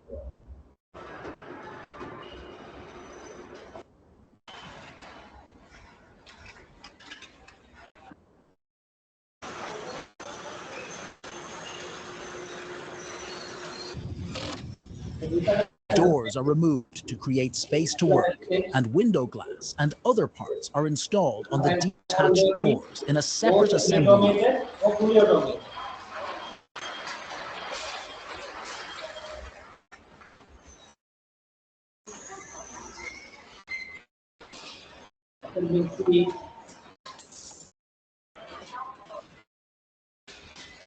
How accurately they do it. So that is moving.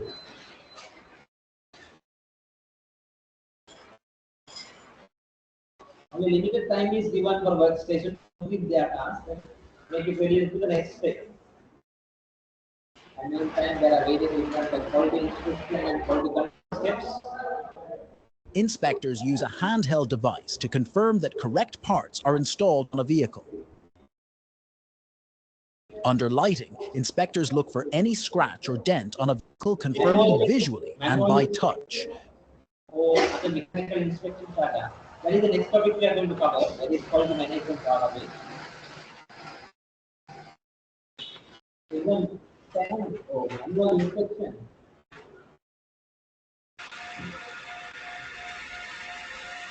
This is the body stackers. There are techniques given that is how they do it.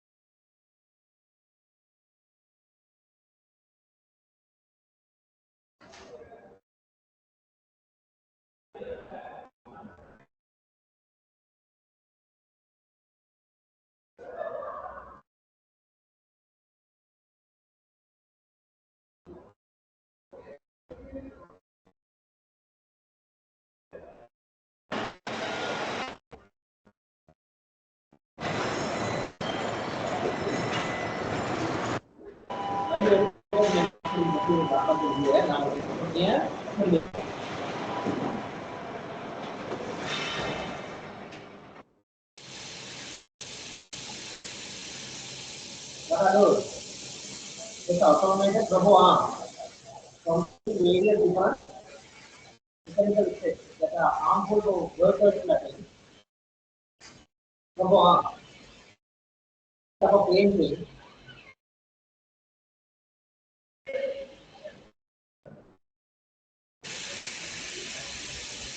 Different layers of painting.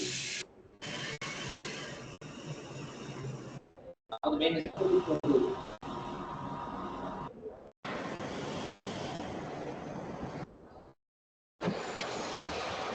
Then assembly. And that is the morning.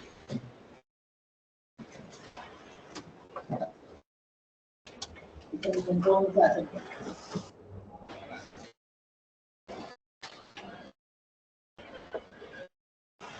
Factory environment, safety, security, even workers and not to the standards of work conditions.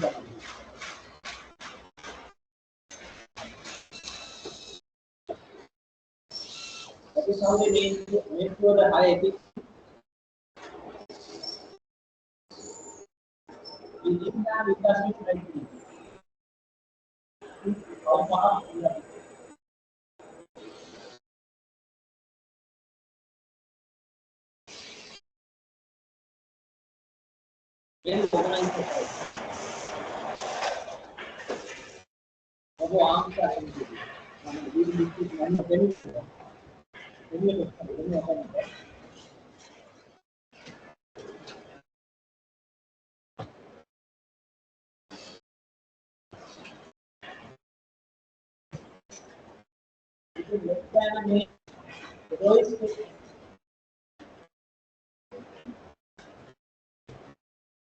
only one product, again and again, all the products.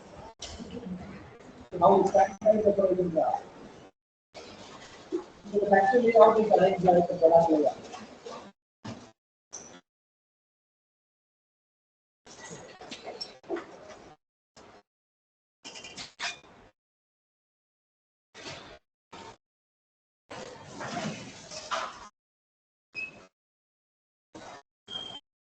That's your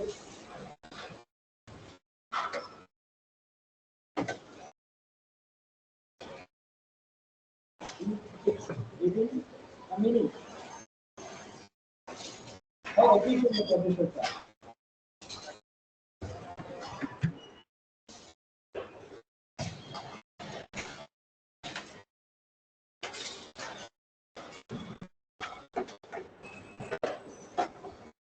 Now coming to the final step.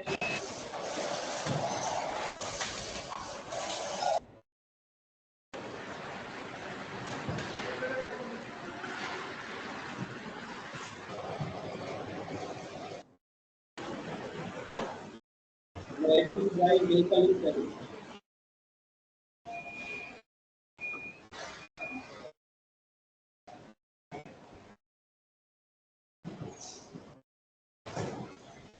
I hope that gives you an idea. The main idea is to have higher efficiency. So the layout is arranged as a flow, right from the starting point to the end, and like this. So in most of the production lines, like shoe manufacturing, garment factories, automobile assembling, right, chemical plants, oil refinery, water treatment plants, and many other facilities, they use this type of layout. Even in some services, we can use product layouts. And remember, go back to this and see where the product layouts are useful. See, product layouts are used where mass processing, right? And more importantly, with continuous processes, of course, that is the only layout type. Because for some product layouts, some mass processes, even cell layouts are also possible. But for continuous, it's only the product layout. Higher efficiency. But only one type of product can be rendered. And when it comes to services, basically for mass services, in the sense, standardized services in high volume can be provided using product.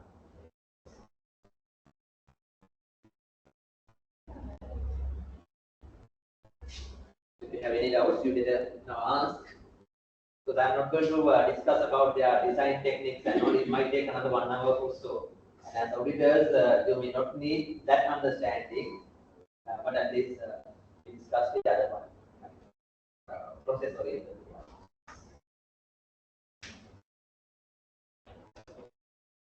There is one interesting technique we use here in product oriented layouts. Here the main objective in designing product oriented layout is something called equalizing the task time at each workstation. For that, that's a technique we use. We call it assembly line balancing technique. That is the technique used for designing product oriented layouts. These are few examples of product oriented layout. This is the first time that has been used in history. Right? So this is a Ford factory. Right? that they initially come up with a standardized sport vehicle, we call it Model T car, right? And for that, the engineer, the owner of that Ford, Mr. Ford, had initially come up with this technology that was revolutionized at that point, I mean 1930s. And thereafter, others learned how efficient these type of manufacturing processes are, and they have started utilizing this technology in other manufacturing. So that start manufacturing in large volume, mass production, so that produce at low cost. So now things have been changed with automation and all. You know the meaning of automation, right? Replacing manual operations with machinery. And more machineries, then of course those machines can operate themselves. Once that is programmed, they can. So you observe some robo arms are completely different processing steps. So automation. And now we are in the fourth wave of industrial revolution, heading towards fifth. So more machine controlled processes, and those machines can be controlled from remote accessible, digitalized, and then of course technology that can be controlled from sensing devices. Machines can determine. Machines are technologies are more equipped with sensing devices. They can control their operations. Likewise. So a factory like this is a Nissan automobile factory. They say within every 9 minutes time, they get a completed car at the end of the production process. So the layout is arranged in such a way, highly efficient. So every 9 minutes, they get a completed vehicle at the end of production process. High efficiency. So compared to the product layouts, process layouts we identified here, the main advantage in product layout is the efficiency. And throughput. Output level is high. So when you compare the advantages, disadvantages, you will see that. So even here, let's see, product layouts. One of the main advantage would be lower unit cost. Per unit operating cost would be lower because of high volume. So it creates opportunities for specialization of equipment and workstations, so that higher efficiency. Materials movement is convenient. They're located next to each other, so that material movement is convenient. Now, earlier that was complicated. This can be used in service layouts also. Have you seen anywhere in service industry? In manufacturing, you may have seen this. I mean, we also watch some videos. Services. Have you seen somewhere in service industry, service operations?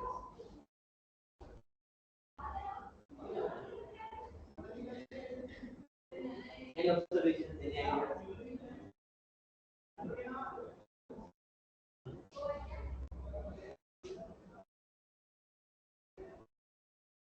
No?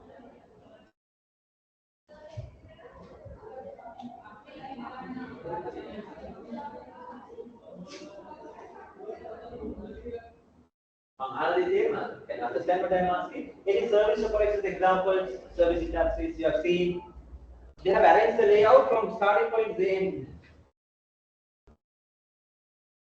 At banks, no, we don't see. I mean, basically at banks, we might see process-oriented layout. Because different customers go there for different purposes.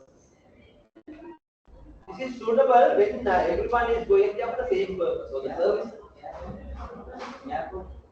airports to a great extent, yes.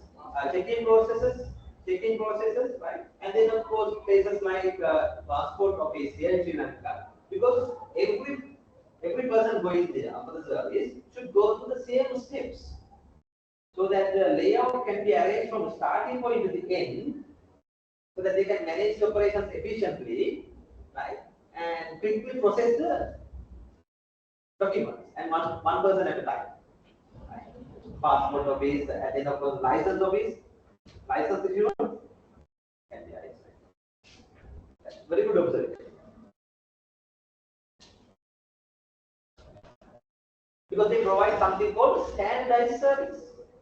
Everything processed in the same manner, same service.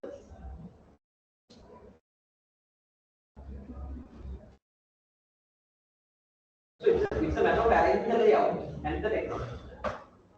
If you have been to some vehicle service stations, right, that are providing standardized vehicle services like full service, right, and that also for many vehicles at a given time, not only one or two vehicles.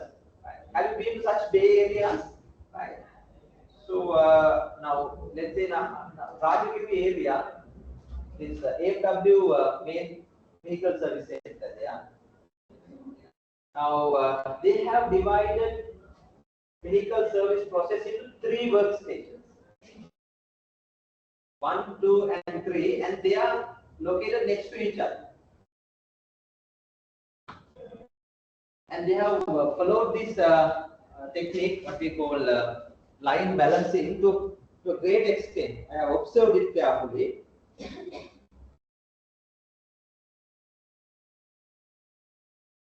What we call line balancing, the idea is now we can have workstations, and then within workstations the time processing work task should be we should be able to have tasks that requires same time period, challenging to do, right? So that technique is called line balancing. So they are at the AMW Rajagiri Service Center. If you must go there and observe, they have divided the service process into 3 workstations.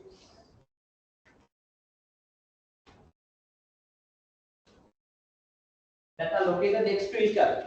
So vehicles are coming from here and introduced to the process, and in the first step there are, let's say, underbushing and basic removal of tires, and then removal of old oil, and then refilling the oils and all. So those are the few activities assigned to workstation 1. Let's say that takes only 20 minutes. And they forwarded that to the next level. And their main is the body washing and main part of it. We call it workstation 2 body washing. And that is also for 20 minutes. And there comes the third step, workstation 3, right? So they do interior cleaning and wiping it, and then of course applying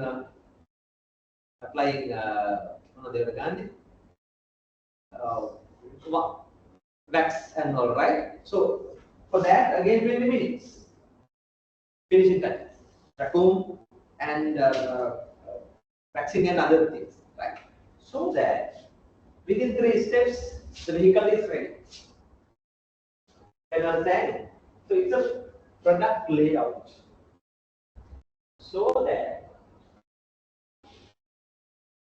at a given time, right, once that is started, when the first vehicle coming from station 1 to 2, another vehicle can be introduced to station 1.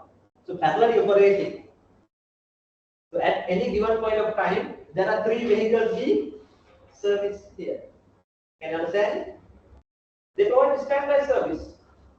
3 vehicles. Right. If you have been there, they have 4 or 5 such bays.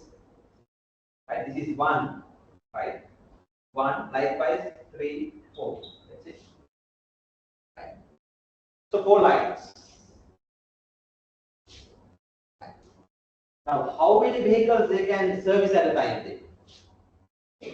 Now, within a line 3, and there are 4 lines, so that at a given time there are 12 cars being serviced. Right? So the layout facilitates that. Can you understand it? So to complete one service process, how long it would take? One vehicle, how long it would take from the starting point to the end? 20 here, 20 here, and another 20 here. A total of 60 minutes. That means 1 hour would be taken. So within 1 hour, vehicle will be released. Can you understand how efficient that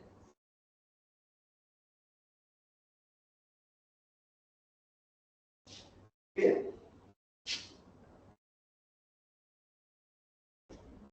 So the layout. In fact, this is a product layout from starting point to the end. And likewise, there are few product layouts here. And in fact, that is what we call a cellular layout. Now, this is one line, and this is another line, and this is another line. So, like, there are different cells separated. There are different cells, work cells.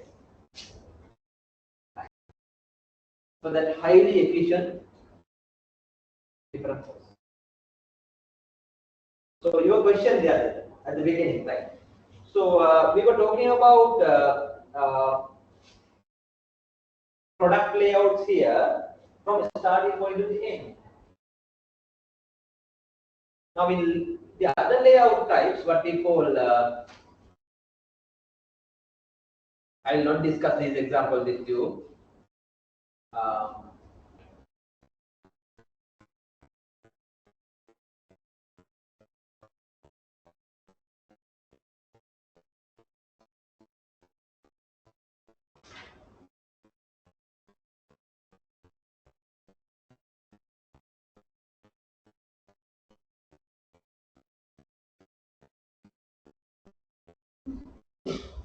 Hybrid layouts, right? Third type of layout or cell layouts. Now it's a combination of both type of layouts, hybrid, product oriented and process oriented. Right? Because there are some advantages with process oriented layout, such as flexibility. There are some advantages in product oriented layout, such as efficiency. So to have both efficiency as well as the flexibility, hybrid layouts are used. There, the physical arrangement is done as work cells or cellular work cells. And for that, a technology called group technology would be used together with a cellular layout. Now, in cellular layouts, we see work cells being used. Now, what we mean by a work cell is, just like product-oriented layouts, that is why your confusion is. Just like product-oriented layouts, within a cell, right? Within a work cell, activities are organized from starting point to the end. Right? So likewise, there are different cells producing different parts. So within a work cell, we can expect outputs highly efficiently within a work cell. Now see, now this is a typical process-oriented layout. Those who are not here in the morning may not understand it, right? But this is a traditional process-oriented layout. Why? Similar resources together, right? So that has been used to produce 4 different outputs here. Each component is produced through different routes, and for that, this layout is useful. So flexibility is there. Right? Flexibility is there. Can you understand it? But hope you can understand, since they are using the same layout to produce 4 different types of products, and each product is manufactured through different routes, process is not so efficient. There can be unnecessary material handling, products stored in front of some machines or some departments. Facility is not so efficient. So they can rearrange it as a cellular layout. There what happens is for each component they arrange work cells. So within a work cell there will be sequential production processes like the product layout. Can you understand it? So for this component, this is the process. This is the work cell use. That is highly efficient from a starting point to the end. And for this component, another work cell. So within the same building, there are different cells producing different components, highly efficient. Can you understand it? That type of arrangement, where for each product, different work cells are used, that we call cellular layout, so hybrid layout. Can you see the difference now? In product layouts, we only see one starting point and end. And the entire factory is arranged for that production process. Whereas in cell or cellular layouts, there are work cells arranged. Within a cell, things process smoothly, faster, efficiently. And then at the same time, there are different cells to produce different products. So flexibility and efficiency together, the same building.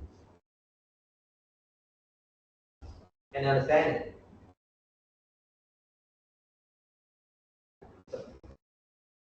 If you have been to some restaurants like, let's say, McDonald's, all over there, right? So there are let's say, drive-in. They call it drive-in facilities, right? Drive-through facilities, yeah, drive-through facilities. So they offer limited varieties. Do they offer all the products through the drive-through window? No, only limited items. Maybe burgers or high demanded items only. Burgers, sandwiches, or high demanded items. So for that counter, there are different cells arranged. You can order and then you can order, make the payment and collect and go. Different work cell. And for other areas, there are some other arrangements. Can you understand it? So within a cell, sequential steps. Within a cell, sequential steps. Right. So that is you think there will be some applications in your own industry in managing auditing processes and auditing assignments and in processing these evidences and in other. Do you think this type of layout arrangement would be would make your operations more efficient? That is what you have to think.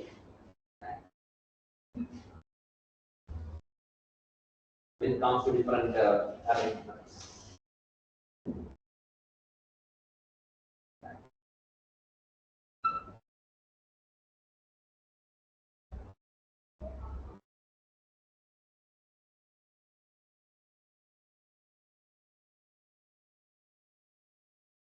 Any quick questions about it? Process-oriented layouts, product-oriented layouts, and then comes hybrid layouts.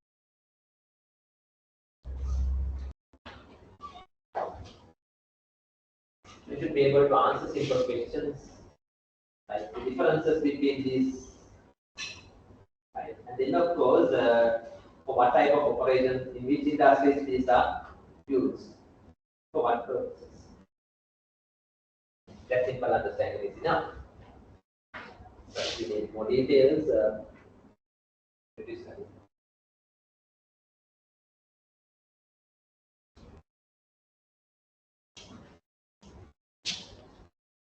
Any questions coming from online?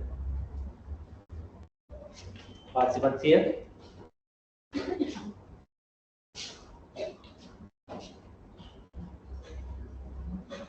Some advantages of work cells and other details are given there. Questions?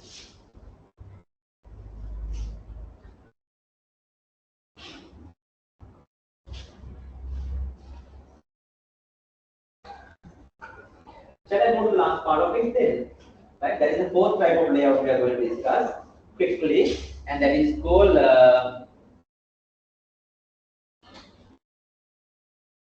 fixed position layouts. I will take only 5 minutes for this.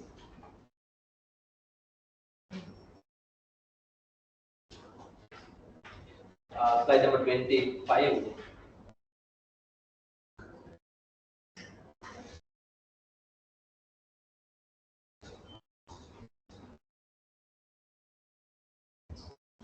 This is unique. This is totally different from the other three layout types. Right. What is the name of it? Fixed position layout. Now, this is not like a layout actually, because if it is a layout, what should happen is, now fixed and transforming resources like machines, production steps should be arranged so that the product may go through the transforming resources. Customers may go through the transforming resource. That is what we call a layout, right? But here that is totally different because of the nature of the product we produce.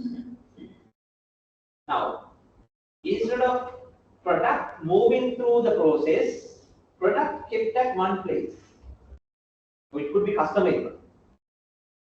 Resources are taken to the product as and when required, and the processing being done there.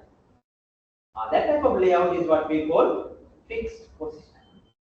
Product kept at one place, product being built or product being produced, kept at one place. Resources are brought to the site depending on the operations requirements and then utilized. So such arrangement is what we call fixed position layout.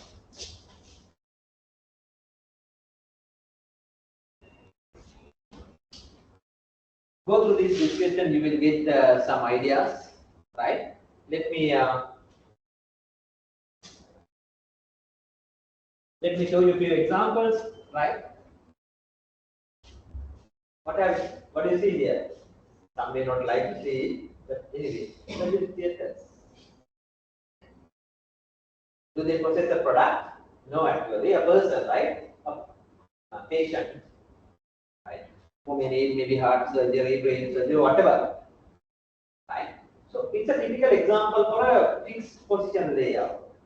Patient laying on the surgery table, and the experienced operation staff like the consultant surgeon and their staff using different machineries, equipments here, they are movable to the surgery table. See? They are movable. And then operations are performed. Highly efficient. In a way, different treatments may require different tools and equipment. That's what it is. Fixed position layout. And have you been to this place? A place like this? Yeah. Dentist chair. Right. A typical example for a fixed position layout. Patient who needs the requirement should lay the chair and different tools and equipment used by the dentist and then given the treatment. So where fixed position layouts are used?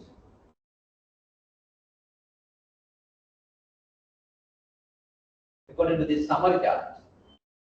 Now see, fixed position layout. Where they are used? In project processes or professional services mostly.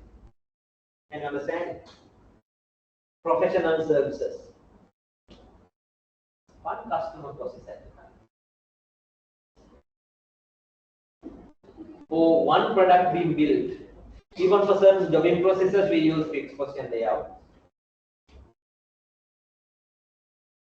That is why I told you, this is a nice summary. It gives you the idea where to use which type of layouts, which type of processes.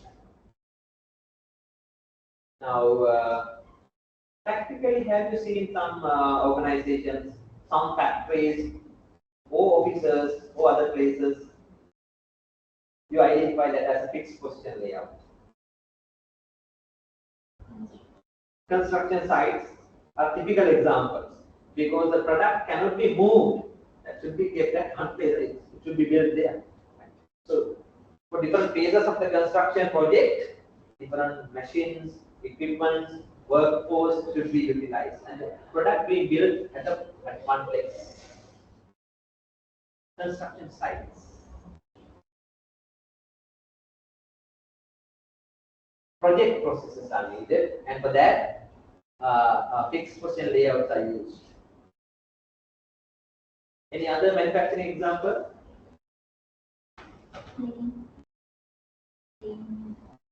Planes or aircrafts, and for more than now, most of the commercial aircrafts and all, right?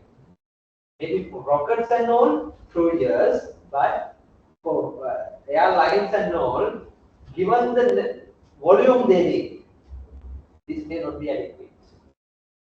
So that even for aircraft assembling, now they are using assembling. Just Google YouTube, check your YouTube. There are aircraft assembling facilities. I mean, extremely big factories. Can you imagine? Right. So that there are maybe 5 to 6 production line steps from one point to the another. Right. So they assemble the aircraft. And what was your example? Ships, large-scale ships are manufactured using fixed position layouts. If you go to dockyard, Colombo dockyard, you may see, right, because they are providing customized ships, manufacturing customized ships here in Srilanka, right, one of the lucrative businesses. And for that, they use a fixed position layout because they cannot take the product one place to another. It is big, bulky, and that should be kept at one place. Shipbuilding is done there. Fixed position. Understanding? So they can produce customized products.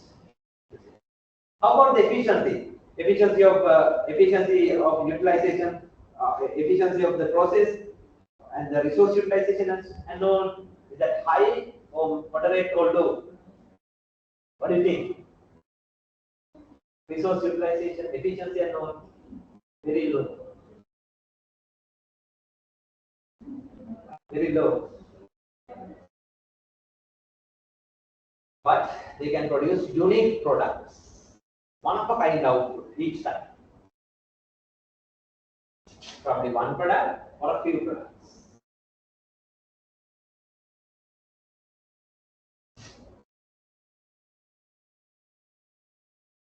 We identified a few service examples like in healthcare, performing surgeries, and then of course dentist chair. Right? What else you might think? Services this is useful.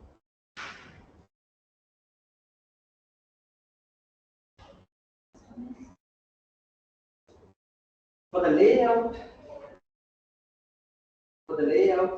right? So anyway, software development, although they are offering customized software solutions, they may have the common departments and functions working together, right?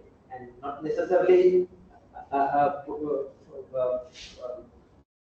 project processes because they may not require more physical resources, different physical resources for different projects. Right? Any other service examples? In auditing, do you use this type of layout arrangement? I don't think so. You need a functional arrangement.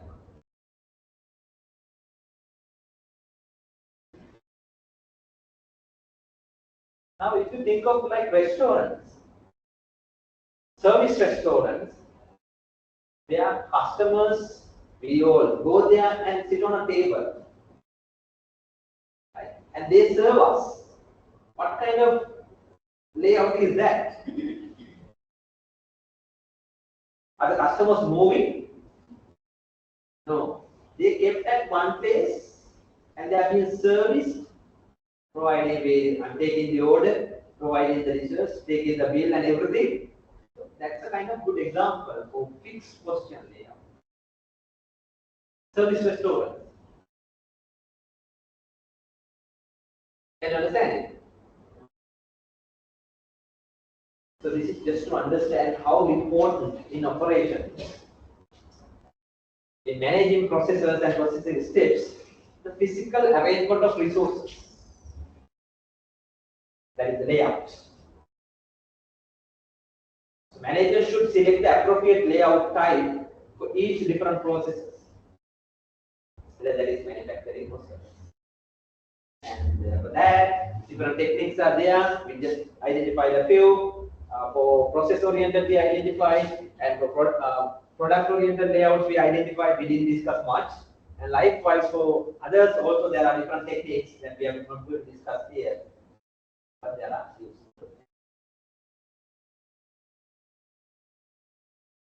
Any other questions? They have a simple idea now.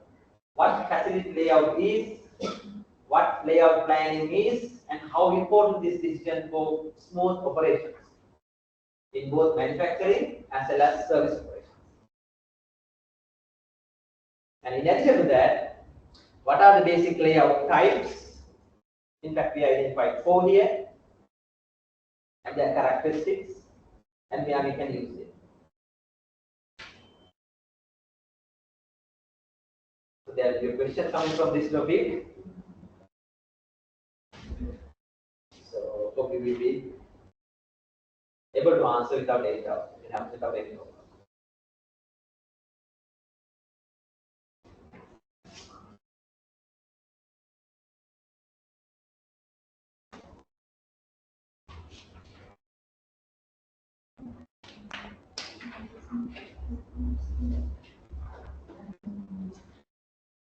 Yeah.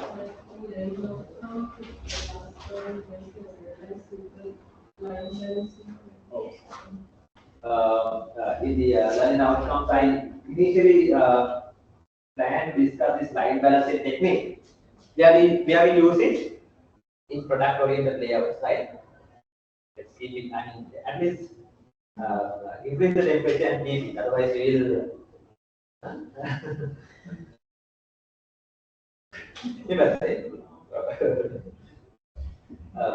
Temperature වැඩි කරලා තියන්න. 26 වගේ වගේ නැත්නම් oxygen වගේ. Right? Where we use light balancing in which type of layouts? Product oriented layouts, right? So I was initially planning, but I will not discuss.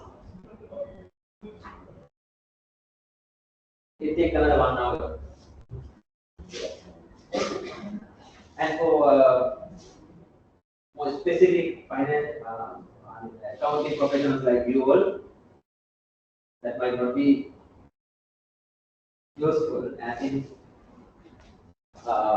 process oriented layouts, yes, you should have an idea because you often deal with process oriented layouts.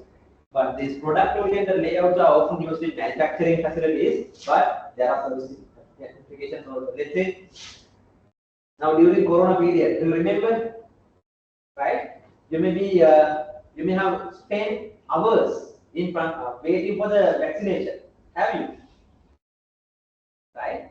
Because there are many people to give the vaccination, taking the vaccination, but the process arrangement, the layout, they don't know the problem. But the problem is, but they take longer time to process one person.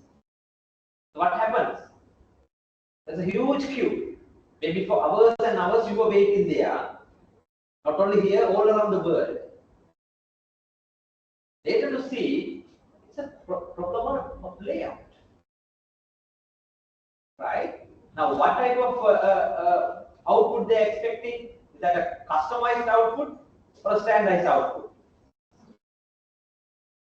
Hope you can understand it. Then standardize out. Every person coming to the vaccination should be given the same treatment. So the processes should be standardized. No variety. So that what they should do is easily arrange or efficiently arrange the service creation flow from starting point to the end. Can you understand it? So that individuals can be processed faster within short time period. Right? So what they have done, so having just only one line, registration, investigation, and in the registration there are many activities, right? Enter in the data and everything, and then issue in the card and all. There is one person give the without even looking at the base, they are okay. You process to the next, right? And there is a queue to get the vaccination done. And only few nurses they are giving the vaccination. There are more work. So we again wait there. Can you understand? Given the layout is inefficient, we spend a lot of time in the process that resulted in long queues. Can you understand it? But arranging the layout differently, what we call line balancing, dividing the work equally among different states and smoothly process individually, resulted in faster throughput. I happened to visit this vaccination center established at Viharamadevi Park. Have you been there during the Corona period? There, that was known because they processed individuals faster. Why? They had followed this technique. Not only here, even US and other countries, they had this issue. Initially, I saw some news. In US, they have been waiting for hours and hours.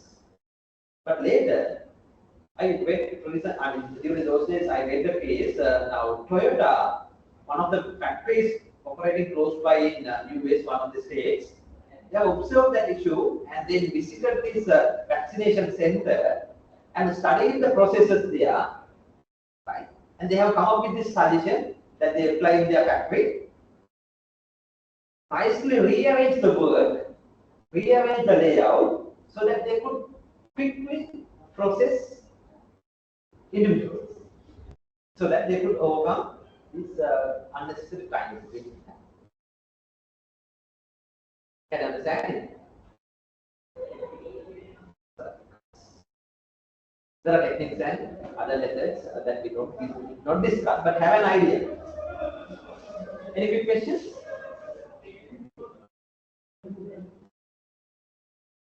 So the answer to your question, line balancing techniques, although we just identify what it is, we didn't discuss that in detail, so that we will not be tested. Good thing.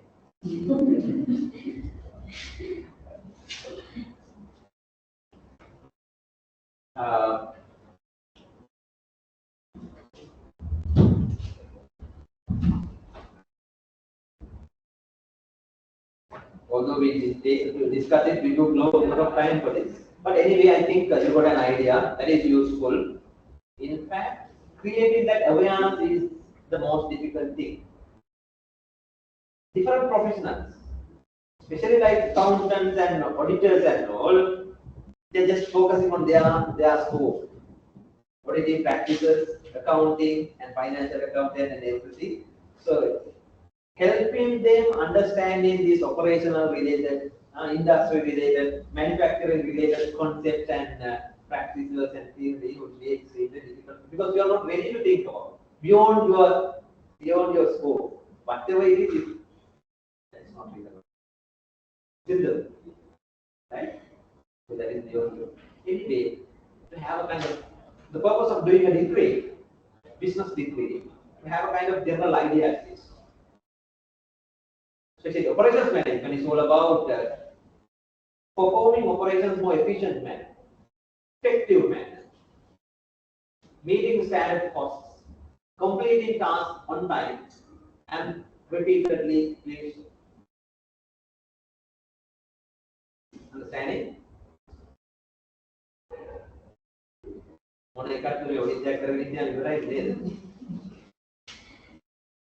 But that when you become managers, right, good to have an overall idea also. Right, let's stop it there, right? It's almost 12, right?